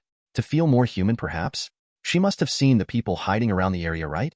She didn't attack them yet. That's some progress, haha. It's funny how this entire thing could have been avoided if you and Goku didn't die. Bulma laughed a little sadly, but quickly cheered herself up again. At least it was over now. Raditz lightly squeezed Bulma's shoulder for support and then let go. She was a tough girl. She will handle herself well. It's over now. After a pause, Raditz continued with a bit more cheerful tone. I'll get this done as soon as possible, so we can spend the remaining time together. I'll be here for a while after all. That definitely lit up Bulma's eyes, and her hands relaxed, Giving a smile to him, Bulma fixed her hair and kept working, but now she had a smiling face. Swish. Vanishing swiftly, Raditz looked around. He was now in the sky, looking down at Satan and a bunch of people hiding together. Satan was leading the team, with loud and brash statements, but Raditz knew him well enough to know he must be shaking in his boots right now. Men, we must bide our time. I'll defeat the androids. Mr. Raditz had told me. He's working to kill them as we speak. This guy, he's pulling my name even when I am dead? Satan's words were enthusiastic, but the crowd seemed unsure. Satan's been saying the same thing for as long as the androids have been around. Now people were beginning to become shaken. Satan's back was also sweating from the lack of response. He knew he had milked Raditz's name for all it was worth. What do I do? They'll kill me if they knew I have been messing with them the entire time. One of the fierce-looking men finally made up his mind and interrupted Satan's speech. Mr. Satan, we would like to meet Champion Raditz. After the news for his death was released, no one has seen him. Although we believe you, but it's been too long. I hope you understand our concerns. The fierce-looking man spoke elegantly, making a sharp contrast appear, but Satan wasn't in the mood to admire this. He knew this man, a scholar who had become rugged during the days of Android Fiasco. The man had a ruthless heart. Satan was always wary of this man, and now he seems to be in big trouble. Of course. I have him on call. I'll call him right away. I just need to go to the toilet once. Satan wanted to use the age-old trick of slipping away, but the man spoke up. We would prefer if you called Champion Raditz before us first. For a big guy such as yourself, I'm sure you can hold it in for a while. Shiver. Satan shivered from the changing eyes of the crowd and slowly started backing away. The crowd seems to have known he would do that and began approaching him, slowly trapping him into a circle. Wait, we can talk about this? Satan said shakily. He might get out of here, but now was the last of days. Anyone who could survive this was a ruthless man. Satan would lose a limb of two making a break. He didn't want to do that in these times. A broken man meant a dead man during these times. There's nothing to stop Satan. We have a reason to believe you have been playing with our feelings. Now, hand over the keys to the villa, Satan dash. Whoosh. The group instantly got on guard and began seeking cover. These kind of sounds were from androids flying, and everyone who had survived till today knew to hide when they arrived. But the sound was too close, so not everyone could leave quickly, and those who didn't looked up desperately at their demise. And those who could hide at least a little bit clenched their teeth and tried to make themselves as quiet as possible. Champion Raditz. But the quietness was broken by the exclamation by the crowd which remained, promoting them to look up shakily, and when they did, similar exclamations echoed throughout the area. Champion, he is here. Satan didn't lie to us. Sorry, Mr. Satan. I hope you find it in your heart to forgive me. I only wanted the best for everyone. The fierce-looking scholar bowed to Satan once, and then excitedly brought out his Raditz plushie. It was beaten up, but it was the thing that kept him going all this time. Mr. Raditz, please save us. Please bring back Simon Justice. The scholar seems to have gone back to the days when he was just an otaku. Gone was his ferocity. Now he was just a fan wanting his idol to save him from hell. It wasn't only him. Everyone was extremely happy, and most of all Satan was happy. He was almost crying from happiness. Now he wouldn't have to die. Mr. Raditz, I did everything I can, said Satan, attempting to get close to Raditz, who twitched his lips. He knew exactly what Satan did. Yeah, I know all about it, Satan. How good you did. We will talk about that later. Sweating once more, Satan trembled and looked at Raditz with a crying expression which Raditz promptly ignored. He focused his attention on the crowd, most specifically the scholar. I am back. Sorry it took so long. The androids are now my problem. I have seen you all. You did well. Now Simon is here, but too many have been lost. Simon Titan is dead. Nappa's demise hit the scholar hard. He stumbled back. Simon Titan was the second best Simon besides Simon Prime. Those damn androids. It is as you think. I am back, but I can't do this alone. In my absence, the entire Simon cast has been wiped out. Gasp. So, I need your help. Can you become the next Simon? Pointing towards the fierce scholar, Raditz asked passionately, which made the crowd excited murmur. The man particularly was almost red from excitement, and Raditz looked on with a holy look to him, all the while thinking that the first step in introducing Ki to the new Earth was done. Before he returns, he'll make sure everyone knows Ki at least to some degree. Zamasu will be in for a nasty surprise if Earthlings manage to weaponize Ki as well as they do other things. Chapter 100, Last Moments. Raditz's speech had pumped up the small group of survivors like never before. He didn't even have to do much. He was the survivor's sole spiritual sustenance. Him coming here had almost made them delusional. But the android threat was truly over, so they can afford to let loose, even if they don't know it yet. After Raditz and Satan spent a whole lot of time assigning jobs, they let the newly appointed messengers spread the word that hope was here. That will be it, folks. In a few more days, the threat of androids will be all gone. And remember, Saya force is something within all of us. You just have to believe. Now I must go. Another group of tentacious survivors need dash. Beep, beep, beep. Raditz's heartfelt speech was disrupted by his satellite phones beeping in the emergency pattern. Quickly picking it up as this was a call from Bulma, Raditz responded with swift and to-the-point answer. I am here. The restaurant. Quick. 18 is going critical. Raditz's eyes shrank. What? 18 was going to blow up? How did her explosive activate? Damn it. If 18 was going critical, so should 17. Maybe Bulma didn't mention that because unlike 18, he isn't in the heart of a hideout. Just a second. Quick. You got 10 seconds left. Frowning hard, Raditz dropped the satellite phone and concentrated, but he wasn't able to pinpoint her location quickly. Shit, I barely remember the environment around her, much less its key. Found it. Hopefully this is it. Swish. As Raditz vanished, the survivors looked at each other with fearful eyes. One of the androids was going to cause havoc and Raditz was all alone trying to save them. The fierce scholar used his quick wit and picked up the satellite phone. Raditz was too busy to keep. Looking at the call still connected, he asked the one in the opposite end. Hello, excuse me, is Mr. Raditz going to be okay? Huh? How would I know? Just hope to God he'll be fine, or else there's going to be hell from past. Why did Jero have 16's explosive connected with 17 and 18? I swear dash. Click. Disconnecting the call in a hurry, Bulma seems to have started trying to salvage whatever she can, and the fierce man clutched the phone. She might be Dr. B. Everyone. Dr. B is trying to support Simon. The fierce man once again used his mind to put 2 and 2 together and riled everyone up by telling them the truth. His superhero was right now trying to save everyone as an explosive was about to blow up on his face. In movies, these kind of explosives are often deadly to the hero, so this must be some powerful stuff, right? The man thought with sweat pouring down his hands. He was just assigned as a new Saiyaman. If Prime was to fall, he'll have to pick up the mantle. He wasn't ready. He sure hoped Prime beats the situation. Meanwhile, at the restaurant where 18 was eating, swish, teleporting before 18, Raditz turned around and looked at her sitting in a daze, her spoon having been dropped to the ground. This idiot. Why is she sitting in a daze? At least fly upwards into the sky. Seeing 18 with her eyes shaking, Raditz clicked his tongue. This situation wasn't a joke. This was the same explosive that was capable of eradicating Perfect Cell, the one inside 16 which past Bulma took out. Although Raditz was sure he can survive the blast, he didn't have enough time to contain the blast or get her out of here. Especially not enough time to concentrate on a place that didn't have enough civilians. And why was she still sitting in a daze? Move yourself, fool. At least try to get yourself into open. Do you simply want to die? Raditz growled at her, which caused 18's eyes to shake, and then soon her face morphed into one of rage. What are you doing here? Get out. The explosive has been activated. I am done. You won. Now out. Get out, get out. Raditz understood right away from her hysterical shouting that her imminent death had scared her a bit too much. She's around a hideout. Something she seems to have forgotten or simply doesn't care about anymore. Her sudden demise almost has her catatonic. This won't do. Like this, she won't even make an attempt to contain the blast. Not only will she definitely die, she'll take everyone along with her.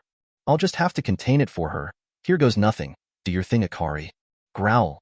Eyes shining bright yellow. Raditz walked towards her, which made 18 look at him with a shaken look. What are you doing? Run. Get out of here. Are you trying to rub it into my face that you won? I dash. Clutch. A sudden tight hug from Raditz had Android 18 shut up involuntarily. You are hugging me. Now of all times. I am going to die. Why now? Run. You don't have to show pity to me. Run and save yourself. Raditz, meanwhile, didn't care one bit about 18's fantasies because he was much more concentrated on covering the explosive inside her with his ki. His arms wrapped around the exact part where the explosive would be leaking from her back. This was all the hug was for. There was no pity here, only an attempt to contain the explosion. What are you still doing here, Dash? Shut up, 18. Let me concentrate. Raditz's words seems to have somehow worked, and 18 slowly began hyperventilating less. She turned white and had a face which showed she was contemplating her life, which was flashing before her eyes. Who would have thought in my final moments it's my highest priority? Who would try to save me? He surely knows it's an explosive capable of killing him too. He's still trying to save me. Is this what being strong is all about? I have done some truly horrible things. 18 could feel her explosive heating up, but she could also feel the powerful arms of Raditz wrapped around her. They gave her security she didn't think she could get in this situation. So looking up from his chest, 18 spoke with a sigh. It's going to blow up any moment. Thanks for being there for me. Sorry. Raditz, meanwhile, completely ignored her words in favor of concentrating and finally showed a relieved smile. He managed to sense a place with no one around. Now he can teleport 18 to that spot and keep the damage to a minimum. Hold tight. What dash? Swish. 18 found herself up in the darkening evening sky. The peaking moon attracted her, and so did the devastation below, something which she had caused. It all felt so surreal to her now. She especially felt thankful to Raditz, who stuck around, trying his best to protect her even now. Raditz. Thank you. You'll be fine. Raditz assured 18 so she doesn't make any wrong moves and messes up the situation further, and she might actually survive if she lets him do his thing. But to 18, Raditz's words sounded kind, a kind of assurance which can keep her going. I see. Boom. With her thanks, the explosive within her chest finally detonated in the night skies. The sheer energy emitted from it caused the skies to brighten like day. In another spot away from civilization, another such detonation occurred. 17 blew up along with his sister. Both spent their last moments contemplating the scale of what they have done and feeling the remorse for it. All the pain and suffering they had dished out had come back to bite them from within. A poetic way to go, but such was life, full of such poetic justice.